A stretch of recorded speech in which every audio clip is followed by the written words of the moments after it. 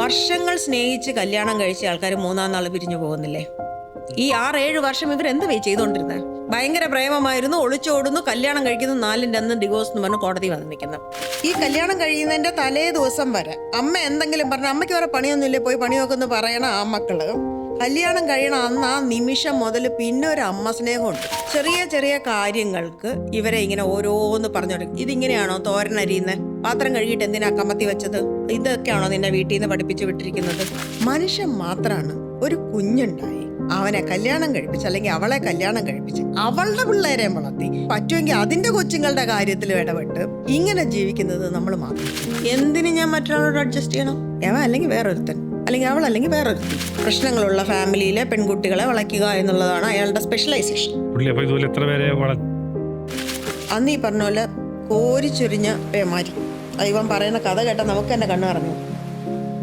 ഈ പുള്ളിക്കാരി ഇയാള് ഓഫീസിൽ പോയി കഴിയുമ്പോൾ താഴെ വന്ന് ഇവരോട് വഴക്കുണ്ടാക്കും, ചൂല് വെച്ച് ഇവരെ അടിക്കും.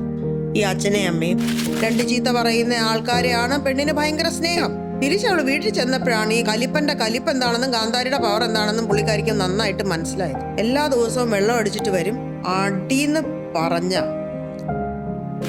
മാരേജ് മാത്രമാണ് ജീവിതത്തിന്റെ അവസാനം എന്ന് വിചാരിക്കുന്ന കുറെ മന്ദബുദ്ധികൾ. ചന്തയിലൊക്കെ കന്നുകാലികൾ വില വേശില്ലേ, അതേപോലെയാണ് പുള്ളിക്കാരി പൈസക്ക് വേണ്ടി വില വേശുന്നത്. അവൾക്ക് വേണ്ടി ചെലവാക്കിയിട്ടുള്ള പൈസയുടെ കണക്ക് കേട്ടാൽ നമ്മൾ ഞെട്ടി. നട്ടല് വേണോടാ ഈ ഒരു കാര്യങ്ങളൊക്കെ പറഞ്ഞു പഠിക്കുകയും അത് ശീലിക്കുകയും ചെയ്തുകൊണ്ടായിക്കൂടെ. നമ്മുടെ പത്രങ്ങൾ നോക്ക്, നമ്മുടെ യൂട്യൂബ് നോക്ക്. നിങ്ങൾക്കറിയാമോ ഈ നടിക്ക് എന്ത് സംഭവിച്ചു? ഉടനെ തുറന്നോക്ക്, ഒന്നും സംഭവിച്ചില്ല. വീഡിയോ ഗെയിംസ്, വണ്ടി ഇടിച്ചു കൊല്ലുന്നു, ചോര ചിന്തുന്നു. കൊച്ചിലേ മുതലേ ഇത് കളിച്ച് കളിച്ച് കളിച്ച് കളിച്ച് ഇമോഷൻസ് എവിടെയാ? പുരുഷന്മാർക്ക് അറിഞ്ഞുകൂടാത്തൊരു മേജർ വലിയൊരു കാര്യം എന്താന്ന് വെച്ചാൽ, നമ്മൾ സ്ത്രീകൾ വന്നൊരു കാര്യം പറയും, അതൊരു സൊല്യൂഷൻ കിട്ടാൻ വേണ്ടി പറയണല്ല. നിനക്കെന്താ പണി? നീ ഇവിടെ ഫുൾ ടൈം വീട്ടിൽ വെറുതെ ഇരിക്കുകയല്ലേ? പിള്ളേർ സ്കൂളിൽ പോകുന്ന അമ്മമാർക്ക് നല്ല പണിയുണ്ട്. 5 പൈസ ശമ്പളവും ഇല്ല, ചിത്തവിളിയും ഇതും ബാക്കി മാത്രം. കുട്ടികൾ അച്ഛനും അമ്മയായിട്ട് കളിച്ചോണ്ടിരുന്ന സമയം ഇന്നിപ്പോ ഇല്ല. എങ്ങനെയാണ് കൊച്ചു കുഞ്ഞുങ്ങൾക്ക് ഭക്ഷണം കൊടുക്കണേ? ഫോൺ കാണിച്ച്. പെൺകുട്ടിയായിട്ട് സംസാരിച്ച് കൗൺസിലിംഗ് കൂടി. ഇന്നലെ അയാൾ സൂയിസൈഡ് ചെയ്തു. ഒരു കല്യാണ സാരി വാങ്ങിക്കാൻ 10 കടയിൽ കയറി ഇറങ്ങും. ചെറുക്കനെ പറ്റിയോ പെണ്ണിനെയോ ഒന്ന് മനസ്സിലാക്കാൻ എത്ര സമയം ചെലവാക്കും? എത്രയായാലും കല്യാണം കഴിച്ച് പോയില്ലേ, ഇനി അവൾ അവിടെയല്ലേ താമസിക്കേണ്ടത്. നാളെ ഒരു വെള്ള തുണിയിൽ പൊതിഞ്ഞു കെട്ടി കൊച്ചിനെ കിട്ടിയ ഒരു സമാധാനമാവും. അപ്പം നെഞ്ചത്തടിച്ച് കരഞ്ഞാൽ മതിയോ?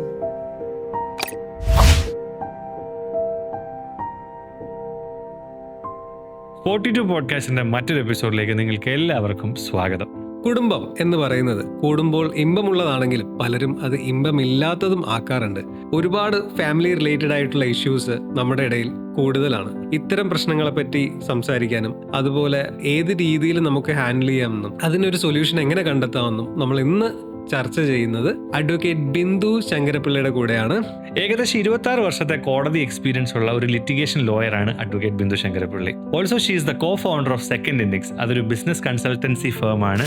ഈ പോഡ്കാസ്റ്റ് മുഴുവനായിട്ട് കാണുന്നതിന് മുന്നേ ഈ ചാനൽ ഇതുവരെ സബ്സ്ക്രൈബ് ചെയ്തിട്ടില്ലെങ്കിൽ സബ്സ്ക്രൈബ് ചെയ്യുക. അതുപോലെ നമ്മുടെ ഇൻസ്റ്റാഗ്രാം, യൂട്യൂബ് ചാനലിലും ഇതിന്റെ കുഞ്ഞു കുഞ്ഞു ഷോർട്സുകൾ അതും കാണാൻ ശ്രമിക്കുക. അപ്പം Bindu ma'am, welcome to 42 podcaster. Thank you very much. ഇപ്പം നമ്മുടെ കേരളത്തിൻ്റെ കാര്യം പറയുകയാണെങ്കിൽ ഇതിൽ നമ്മൾ 100% ആൾക്കാർ എഡ്യൂക്കേറ്റഡ് ആണ്, എല്ലാവർക്കും വിവരമുള്ള ആൾക്കാരാണ്, ബോധമൊക്കെ ഉള്ള ആൾക്കാരാണ് എന്നാണ് പറയപ്പെടുന്നത്. എങ്കിൽ പോലും നമ്മുടെ കാലഘട്ടം മാറുന്നതനുസരിച്ച് നമ്മുടെ സൗകര്യങ്ങൾ കൂടുന്നതനുസരിച്ചും നമ്മുടെ കുടുംബങ്ങളിലുള്ള പ്രശ്നങ്ങൾ അതുപോലെ തന്നെ വർദ്ധിച്ചു വരുന്നുണ്ട്. സ്ത്രീകളിലും പുരുഷന്മാരിലും 2 പേരിലും ഒരുപോലെ തന്നെ പ്രശ്നങ്ങൾ 2 സൈഡിലും ഫേസ് ചെയ്യുന്നുണ്ട്. ഇങ്ങനെ നോക്കുമ്പോൾ ഫാമിലി കൗൺസിലിംഗ് എന്ന് പറയുന്നത് ഒരു ഒഴിച്ചുകൂടാൻ പറ്റാത്തൊരു കാര്യമായി മാറിക്കൊണ്ടിരിക്കുകയാണ് നമ്മുടെ ഇപ്പോഴത്തെ സമൂഹത്തിൽ. അപ്പം അതിൻ്റെ ഇമ്പോർട്ടൻസും ഒരു ഫാമിലി കൗൺസിലിംഗ് എന്ന് പറയുന്ന രീതി എന്താണെന്ന് സിംപ്ലിഫൈ ചെയ്തെന്ന് പറയാൻ പറ്റും. നമ്മൾ ആദ്യം പറഞ്ഞു തുടങ്ങിയത് കേരളം 100% സാക്ഷരതയുള്ള സ്റ്റേറ്റാണ്. എല്ലാവരും എല്ലാ കാര്യങ്ങളും അത് എപ്പോഴും എല്ലായിടത്തും ഹൈലൈറ്റ് ചെയ്യപ്പെട്ടിട്ടുള്ള ഒരു സാധനമാണ്. ഒരു സൈഡിൽ അത്, മറ്റേ സൈഡിൽ നമ്മളുടെ കുട്ടികൾ മയക്കുമരുന്ന്, കഞ്ചാവ് അല്ലെങ്കിൽ അങ്ങനത്തെ കാര്യങ്ങളിലേക്ക് പെൺകുട്ടികളാണെങ്കിലും ആൺകുട്ടികളാണെങ്കിലും ഒരേപോലെ തിരിയുന്ന ഒരു ഭാഗം നമ്മൾ കാണുന്നുണ്ട്. മറ്റൊരു സൈഡിൽ നമ്മളുടെ കുടുംബ ബന്ധങ്ങൾ, number of divorces are increasing day by day.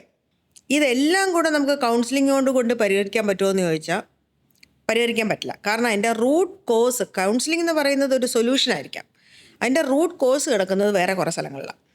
അതിനകത്ത് ഏറ്റവും പ്രധാനമായിട്ടുള്ളൊരു കാര്യം, ഇന്നും അക്ഷരാഭ്യാസം ഇല്ലാത്ത ഒരുപാട് ചെറുപ്പക്കാർ, സോക്കോൾഡ് എഡ്യൂക്കേറ്റഡ് ആയിട്ടുള്ള ആൾക്കാർ നമ്മുടെ സമൂഹത്തിലുണ്ട്. എഴുതാനും വായിക്കാൻ പറഞ്ഞുണ്ട്, 10ാം ക്ലാസ് പാസ്സായി, എഴുതാനും വായിക്കാൻ, ഇറ്റ്സ് എ ഫാക്റ്റ്. ഇനി ഡോക്ടർമാരായി, എൻജിനീയർമാരായി, വക്കീലന്മാരായി ഭയങ്കര വലിയ പൊസിഷൻസിലൊക്കെ ഇരിക്കുന്ന ആൾക്കാർക്ക് സ്വന്തം സഹജീവികളോട് പെരുമാറാൻ അറിയില്ല, കൂട്ടുകാരോട് പെരുമാറാൻ അറിയില്ല, വീട്ടുകാരോട് പെരുമാറാൻ അറിയില്ല, അതിൽ ഭാര്യയോട് ഒട്ടും നന്നായിട്ട് പെരുമാറാൻ അറിയില്ല. ഇതെല്ലാം നമ്മുടെ സമൂഹത്തിൽ തന്നെ നടക്കുന്നതാണ്. ഇതെല്ലാം നമുക്ക് കൗൺസിലിംഗ് കൊണ്ട് മാറ്റാൻ പറ്റുമോ? ഇതെല്ലാം ബേസിക് സാധനങ്ങളാണ്. ഈ ബേസ് സാധനങ്ങൾ മാറണം എന്നുണ്ടെങ്കിൽ, അല്ലെങ്കിൽ ഇതിനൊരു പരിഹാരമെങ്കിലും ഉണ്ടാക്കണം എന്നുണ്ടെങ്കിൽ, നമ്മളുടെ എല്ലാം കുടുംബങ്ങളിൽ നിന്ന് ഇത് സ്റ്റാർട്ട് ചെയ്യണം. From the family. കൗൺസിലിംഗ് എന്നുള്ള വാക്ക് നമുക്ക് ഉപയോഗിക്കാം. ഈ കൗൺസിലിംഗ് തുടങ്ങേണ്ടത് ഒരു പ്രൊഫഷണൽ ഒരാളുടെ അടുത്ത് പോയി ഇരുന്ന് കൗൺസിലിംഗ് ചെയ്യുകയല്ല നമുക്ക് വേണ്ട. എപ്പോഴാണ് നമ്മൾ പോകുന്നത്? ഒരു പ്രശ്നം ഉണ്ടാവുന്ന സമയത്താണ് ഒരു കൗൺസിലിങ്ങിന് പോകുന്നത്. കുടുംബത്ത് അവിടുന്ന് അവർ പിന്നെ പോകുന്നത്, അല്ലെങ്കിൽ കൂടുതൽ സമയം കുട്ടികൾ സ്പെൻഡ് ചെയ്യുന്ന സ്ഥലം എന്ന് പറയുന്നത് അവരുടെ സ്കൂളുകളാണ്. നമ്മൾ ഫിസിക്സും കെമിസ്ട്രി, മാത്സും ബയോളജി ഒക്കെ പഠിപ്പിക്കുന്നുണ്ട്. ജീവിക്കാൻ മാത്രം നമ്മൾ പഠിപ്പിക്കുന്നില്ല, പരസ്പരം പെരുമാറാൻ പഠിപ്പിക്കുന്നില്ല, എറ്റിക്കറ്റ്സ് പഠിപ്പിക്കുന്നില്ല, ഇങ്ങനത്തെയൊക്കെ കുറേ കാര്യങ്ങൾ നമ്മൾ പഠിപ്പിക്കുന്നില്ല. അങ്ങനെ നോക്കിയാൽ ഇല്ലായ്മകളാണ് ഇങ്ങനത്തെ കാര്യങ്ങളെല്ലാം കൂടുതലും. നല്ല എഞ്ചിനീയർ ആവാൻ പഠിപ്പിക്കും, നല്ല ഡോക്ടർ ആവാൻ പഠിപ്പിക്കും, നല്ല ചാർട്ടേഡ് അക്കൗണ്ടൻ്റ് ആവാൻ പഠിപ്പിക്കും, നല്ല ജോലി കിട്ടാൻ പഠിപ്പിക്കും, നല്ല ക്ലർക്ക് ആവാൻ പഠിപ്പിക്കും, PSC എക്സാം എഴുതാൻ പഠിപ്പിക്കും.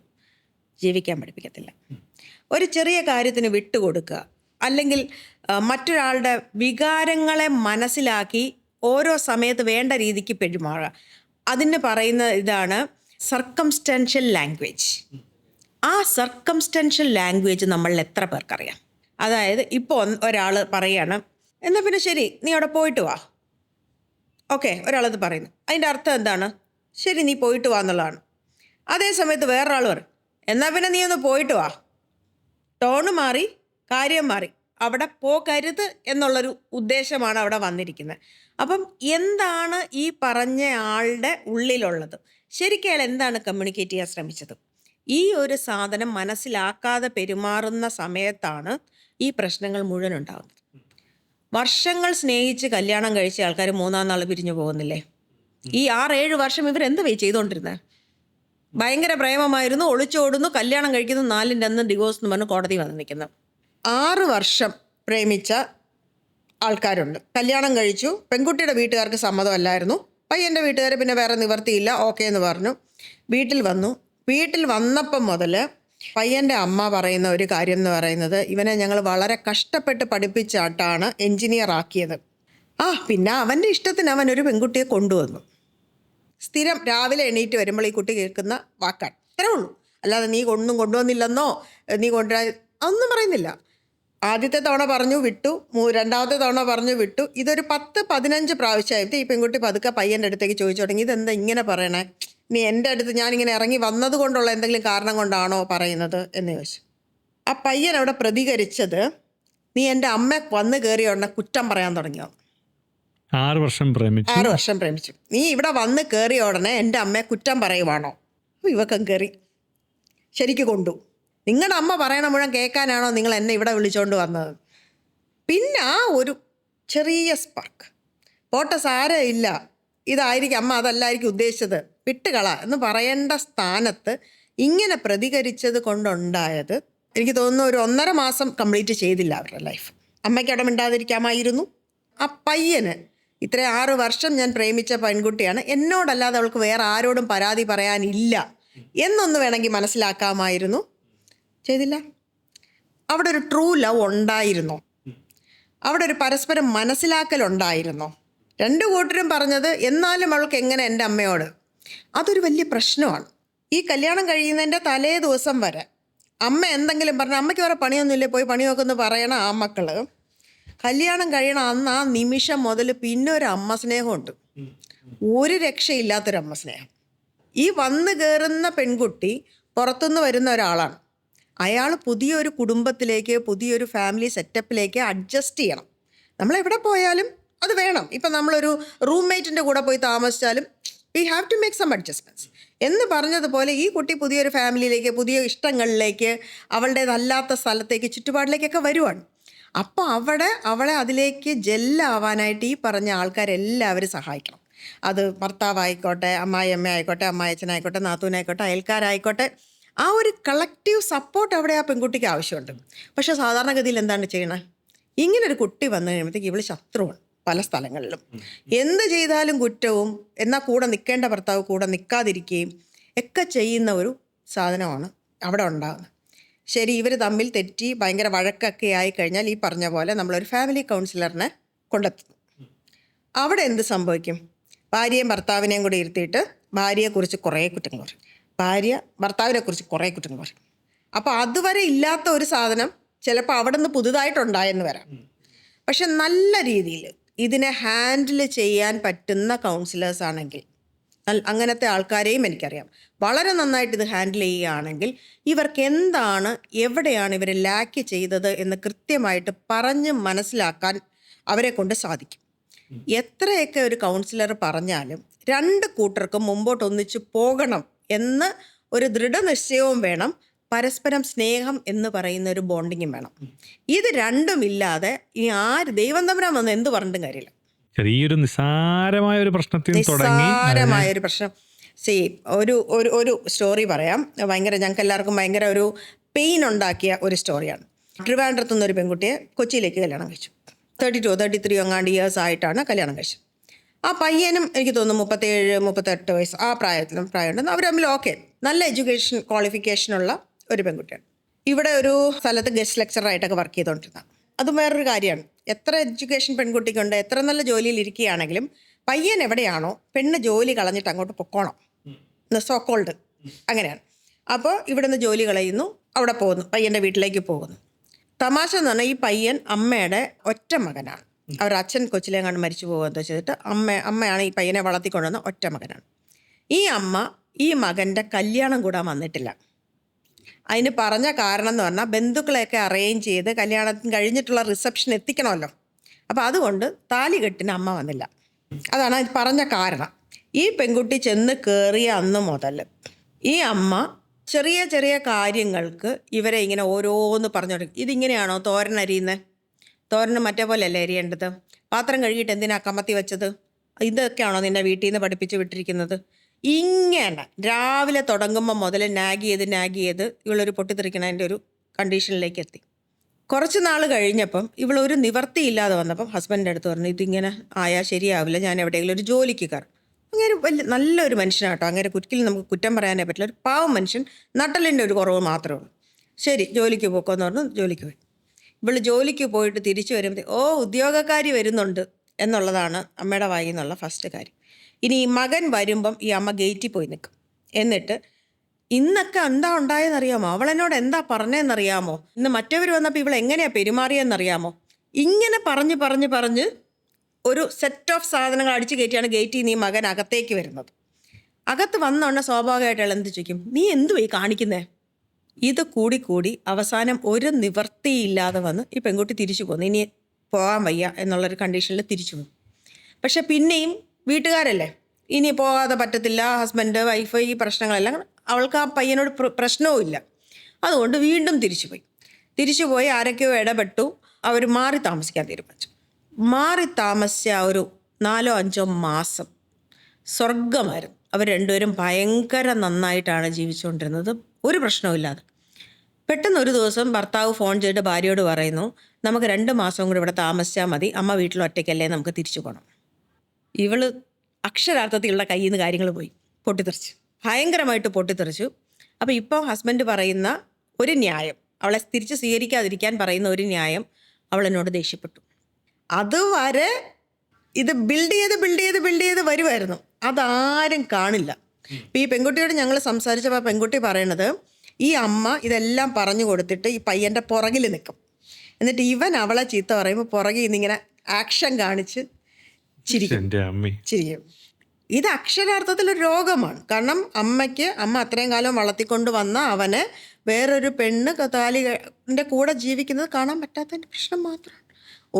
നല്ലൊരു കൗൺസിലിംഗ്, നല്ലൊരു സൈക്കാട്രിക് ട്രീറ്റ്മെൻറ്റ് ആ അമ്മയ്ക്ക് കൊടുത്തിരുന്നെങ്കിൽ, അവരൊന്നിച്ച് ഇതിന് പോയിരുന്നെങ്കിൽ ഈ പ്രശ്നം ഒരുപക്ഷെ സോൾവ് ആയി പോയേനെ അവിടെ. അത് ശരിക്കും ഒരു മരുന്ന് കൊണ്ട് തന്നെ തീരേണ്ട ഒരു പ്രശ്നമാണ്. പലപ്പോഴും ഈ കുടുംബക്കാർക്ക് മനസ്സിലാകുന്നില്ല ഈ വക പ്രശ്നങ്ങൾ ഇത് എവിടെ നിന്നാണ് ഉടലെടുക്കുന്നത് എന്നുള്ളത്. അമ്മമാരെ സംബന്ധിച്ച് മക്കളെന്ന് പറയുന്നത് അവർക്ക് ഏറ്റവും പ്രഷ്യസ് ആയിട്ടുള്ളൊരു കാര്യമാണ്. അതുപോലെ തന്നെ വളർന്നു തുടങ്ങുന്ന പ്രായം മുതൽ തന്നെ അവർ തോക്കുന്നതോ ഒരു കാര്യത്തിൽ പരാജയപ്പെടുന്നത് അല്ലെങ്കിൽ അവരെ മറ്റൊരാൾ അവരെ ഇൻസൾട്ട് ചെയ്യുന്നതോ വഴക്ക് പറയുന്നതോ ഒന്നും അമ്മമാർക്ക് ഇഷ്ടപ്പെടില്ല. അതുപോലെ സ്കൂളിൽ ഒരു എക്സാമിന് മാർക്ക് കുറയുന്നത് ഇഷ്ടപ്പെടാൻ സാധ്യതയില്ല. അത്ര ഒരു കെയർ കൊടുത്തായിരിക്കും മക്കളെ അമ്മമാർ വളർത്തുക.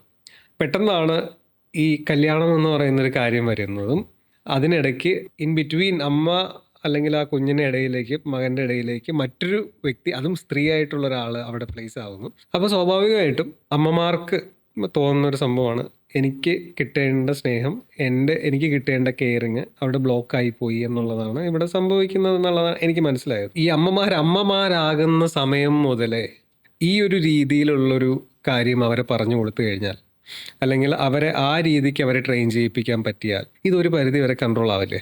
ഇതിനകത്ത് എന്താണെന്നറിയാമോ, മനുഷ്യൻ മാത്രമാണ് ഒരു പ്രായം കഴിഞ്ഞാൽ മക്കളെ കൊത്തിപ്പിരിക്കാത്തത്.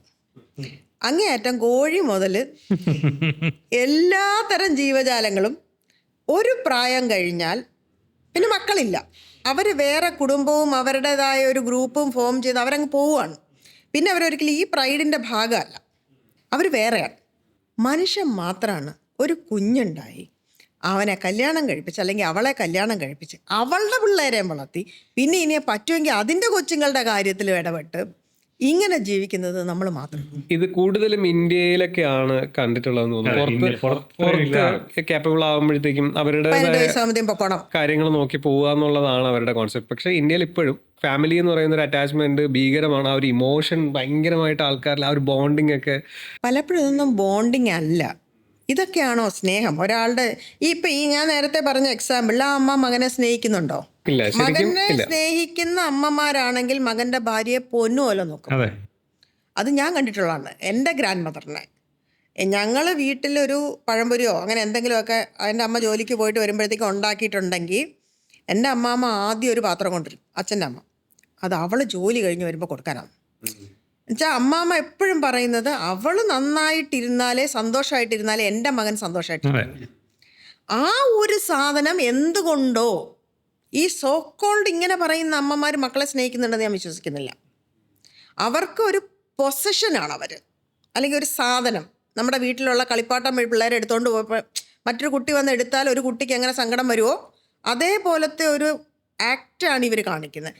ഇനി ഇത് നമ്മളിപ്പോൾ സംസാരിച്ച് വന്നപ്പം ഒരാളുടെ ആൺകുട്ടിയുടെ അമ്മയെക്കുറിച്ച് മാത്രമാണ് സംസാരിക്കുന്നത്. ഇപ്പുറത്ത് പെൺകുട്ടികളുടെ അമ്മ കല്യാണം കഴിച്ച് വിട്ട് അമ്മ എന്ന് മാത്രം പറയുന്നില്ല, പെൺകുട്ടിയുടെ വീട്ടുകാർ ഇവിടെ വിളിച്ച് ചോദിക്കും, മോളെ പ്രശ്നം വല്ലതും ഉണ്ടോ? ഇപ്പം ഞാൻ എൻ്റെ കേസുകളെ ബേസ് ചെയ്തിട്ടാണ് ഞാൻ പറയണത്. ഒരു പർട്ടിക്കുലർ കേസിൽ നന്നായിട്ട് ജീവിച്ച് പോരുമായിരുന്നു. പക്ഷെ കുറച്ച് നാൾ കഴിഞ്ഞപ്പോഴത്തേക്കും ഇവർ തമ്മിൽ ഭയങ്കര വഴക്കായി. എന്താണ് കാര്യമെന്ന് മറ്റേ ഉള്ളി പൊളിക്കുന്ന പോലെയാണ്. അവസാനം ചോദിച്ച് വരുമ്പോൾ പ്രത്യേകിച്ചൊരു കാര്യമൊന്നുമില്ല. അത് ഈ പറഞ്ഞ പോലെ നമ്മളൊരു ഫാമിലി കൗൺസിലിങ്ങിലേക്ക് പോയി. കാര്യം പറഞ്ഞത് എന്താണെന്ന് വെച്ചാൽ പെൺകുട്ടിയുടെ അമ്മ എല്ലാ ദിവസവും ഈ പെൺകുട്ടിയെ വിളിക്കും, മക്കളെ സുഖമാണോ, എന്തുണ്ട് വിശേഷം, അമ്മ കുഴപ്പമൊന്നുമില്ല, എല്ലാം നന്നായിട്ട് പോകുന്നു. ശരി, അടുത്ത ദിവസം ഇങ്ങനെ വിളിച്ചിട്ട് മോളെ പ്രശ്നം വല്ലതും ഉണ്ടോ? അപ്പോൾ ഇല്ലമ്മ ഒരു പ്രശ്നമില്ല. ഇതൊരു 10-15 പ്രാവശ്യം ഈ പ്രശ്നം വല്ലതും ഉണ്ടോ എന്ന് ചോദിച്ച് ഇവള് പ്രശ്നമുണ്ടോ എന്ന് നോക്കാൻ തുടങ്ങി. സബ് കോൺഷ്യസ്ലി പ്രശ്നമുണ്ടോ എന്ന് നോക്കാൻ തുടങ്ങി. അപ്പം ഓരോ സാധനങ്ങളും പ്രശ്നമാണ്. അമ്മ ഈ 2 ആഴ്ചയായിട്ട് ആൾ 6 മണിക്കാണ് വന്നിരുന്നത്, ഇന്നായപ്പോൾ 6:30 അപ്പോൾ ഉടനെ പറഞ്ഞു, മോളെ നീ ശ്രദ്ധിക്കണം, ആണുങ്ങൾ പലതരത്തിലുള്ള ആൾക്കാരാണ്, നീ ശ്രദ്ധിക്കണം, നിൻ്റെ ഒരു കണ്ണ് വേണം. അപ്പോൾ എന്ത് ചെയ്തു, അവൾ മൊബൈൽ ചെക്ക് ചെയ്തു, ഭർത്താവിൻ്റെ മൊബൈൽ ചെക്ക് ചെയ്തു. മൊബൈൽ ചെക്ക് ചെയ്ത് കഴിഞ്ഞപ്പോഴത്തേക്ക് ഹസ്ബൻഡ് ചോദിച്ചു, നീ എന്തിനാ എൻ്റെ മൊബൈൽ കുത്തിയിരുന്ന് ചെക്ക് ചെയ്യുന്നത്? എനിക്കെന്താ മൊബൈൽ ചെക്ക് ചെയ്താൽ? നിങ്ങൾക്ക് എന്തെങ്കിലും ഒളിക്കാനുണ്ടോ? ഇങ്ങനത്തെ ക്ലാഷിൽ നിന്നാണ് അവർ തമ്മിലൊരു ഭയങ്കര പ്രശ്നമായത്. അത് ശരിക്കും ഒരു മിറർ കാണിക്കുന്നത് പോലെ ആ ഫാമിലി കൗൺസിലർ അത് അവരുടെ മുമ്പിൽ കാണിച്ചു കൊടുത്തു. ആ അമ്മയുടെ മറ്റൊരു വീട്ടിലേക്ക് മകളെ അയച്ച അമ്മയുടെ കൺസേൺ ആണ് അവിടെ ആക്ച്വലി വന്നത്. അവരും മനഃപൂർവ്വമല്ല, പക്ഷേ ഇവർക്ക് സംഭവിച്ചത് ഇതാണ്. പോയി സന്തോഷമായിട്ട് ഭയങ്കരമായിട്ട് വർക്കായി. അവരെ ഹസ്ബൻഡിനെയും വൈഫിനെയും മാത്രമല്ല അവരുടെ എൻ്റയർ ആ എക്സ്റ്റെൻഡഡ് ഫാമിലിയെയും കൂടെ അവർ ആ കൗൺസിലിങ്ങിലേക്ക് ഉൾപ്പെടുത്തി. പിന്നെ അതിനകത്തുണ്ടായിരുന്ന ഒരു സാധനം അണ്ടർലൈയിങ് ലവ് എന്ന് പറയുന്ന ഒരു സാധനം ഈ ഭാര്യയ്ക്കും ഭർത്താവിനും ഉണ്ടായിരുന്നു. ആ ബന്ധം നന്നാക്കി എടുക്കണം എന്നുള്ളൊരു തീരുമാനവും അവരുടെ ഭാഗത്തുണ്ടായിരുന്നു. അതുകൊണ്ട് അത് നല്ല രീതിക്ക് വർക്കൗട്ടായി.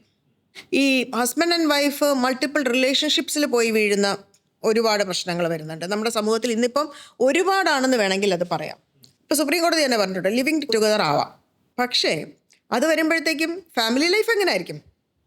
ഫാമിലി ഇല്ലാത്ത ഒരാൾ പോയി ലിവിങ് ടുഗദർ ഫൈൻ.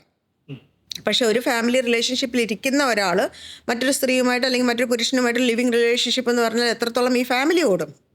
അതല്ല സുപ്രീം കോടതി ഉദ്ദേശിച്ചത്. കുറച്ചും കൂടെ മനുഷ്യ ജീവിതങ്ങൾക്ക് സ്വാതന്ത്ര്യം വേണം എന്നുള്ള ഉദ്ദേശത്തിൽ പറഞ്ഞു എന്നുള്ളതേ ഉള്ളൂ. പക്ഷേ ഇവിടെ ഇപ്പോൾ ഫലത്തിൽ എന്താ, സുപ്രീം കോടതി പറഞ്ഞിട്ടുണ്ട് എനിക്ക് ആരുടെ കൂടെ വേണമെങ്കിലും ജീവിക്കാമെന്നുള്ളതാണ് പറയുന്നത്. അപ്പോൾ അങ്ങനത്തെയൊക്കെ പ്രശ്നങ്ങൾ വരുമ്പോഴൊക്കെയാണ് കൂടുതലും ഈ ഇഷ്യൂസ് വരുന്നത്. ഇപ്പം എൻ്റെ വേറൊരു കേസിലെന്ന് പറയുന്നത് നന്നായിട്ട് പൊയ്ക്കൊണ്ടിരുന്ന ഒരു ഫാമിലി, വൈഫ് വീട് ക്ലീൻ ചെയ്തുകൊണ്ടിരുന്നപ്പോൾ ഒരു മൊബൈൽ ഫോൺ കിട്ടുന്നു, ഒരു ചെറിയ നോക്കിയയുടെ ചെറിയൊരു ഫോൺ. ആ ഫോൺ ഇപ്പോൾ അധികം ആരും യൂസ് ചെയ്യാറില്ലല്ലോ. അപ്പോൾ ഇവളിതൊരു ക്യൂരിയോസിറ്റിക്ക് ഇത് എടുത്ത് നോക്കി ഇതെന്താന്ന്. അതിലാകെ 2 നമ്പറേ സേവ് ചെയ്തിട്ടുണ്ടായിരുന്നുള്ളൂ. അതിലൊന്ന് ബാഹുബലി എന്നും മറ്റേത് ദേവസേന എന്നുമാണ് സേവ് ചെയ്തിരുന്നത്. ബാഹുബലി ഹസ്ബൻഡിൻ്റെ നമ്പറും ദേവസേന വേറെ ഏതോ ഒരു നമ്പറും ആയിരുന്നു. കരഞ്ഞ് വിളിച്ച് വന്ന് ഇപ്പം എന്ത് ചെയ്യും, ഇങ്ങനെയാണ് സംഭവം എന്നൊക്കെ പറഞ്ഞ്. അപ്പോൾ പുള്ളിക്കാരൻ കുറച്ച് നാളായിട്ടൊരു സെപ്പറേഷൻ മോഡിലാണ്. ഇവരുമായിട്ട് കമ്മ്യൂണിക്കേറ്റ് ചെയ്യുന്നില്ല, വീട്ടിൽ വന്നാൽ ലൂഫായിട്ടിരിക്കുന്നു, മണിക്കൂറുകൾ ഫോണിൽ ചിലവഴിക്കുന്നു. ഇതിൻ്റെയൊക്കെ ഒരു ടെൽറ്റെയിൽ സൈൻസ് ഇതൊക്കെയാണ്. അപ്പം ഇതെല്ലാം കാണിക്കുന്നുണ്ട്. നമ്മളൊന്ന് അനലൈസ് ചെയ്ത് നോക്കിയപ്പം ഈ സാധനം അവിടെ പുള്ളി പ്ലേസ് ചെയ്തതാണ്. ഇത് വൈഫ് അറിയരുത് എന്നുണ്ടെങ്കിൽ ഇത് എവിടെ വേണമെങ്കിലും പുള്ളിക്ക് ഈ മൊബൈൽ ഒളിച്ചു വെക്കാം. എന്തിന് വൈഫ് കാണും എന്ന് ഉറപ്പുള്ള ഒരു സ്ഥലത്ത് വെക്കണം?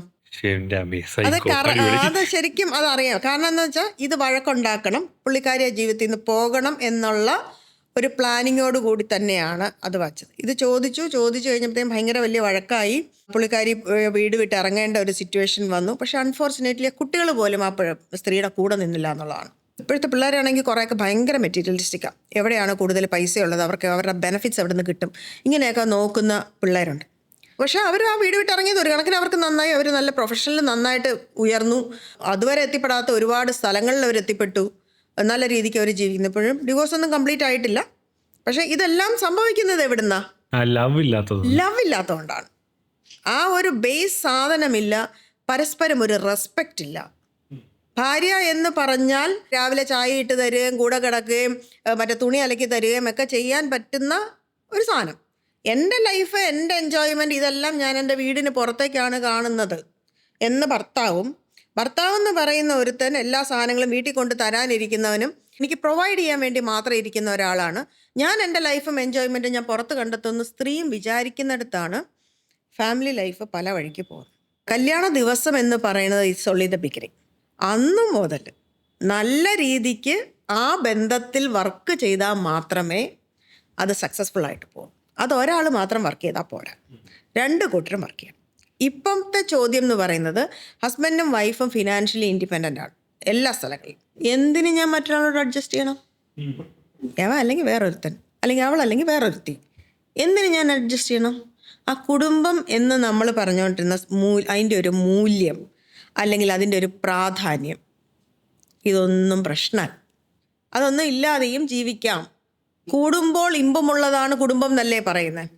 അതിൻ്റെ ഒരു മാജിക് അല്ലെങ്കിൽ അതിൻ്റെ ഒരു ലവ് അത് ഫീൽ ചെയ്യുന്ന ആൾക്കാരിപ്പം വളരെയധികം കുറവാണ് എന്നാണ് ഞാൻ മനസ്സിലാക്കുന്നത്. ഫാമിലിയുടെ ആ ഒരു ബോണ്ടിങ്ങിൻ്റെ സുഖം പലയിടത്തും ഫാമിലി അല്ലെങ്കിൽ കുടുംബം എന്ന് പറയുന്നത് ഒരു ബുദ്ധിമുട്ടായിട്ടോ ഒരു ബർഡനായിട്ടോ കണക്കാക്കപ്പെടുന്നു. ഇപ്പോഴത്തെ വാട്സപ്പ് മെസ്സേജുകൾ തന്നെ നോക്ക്.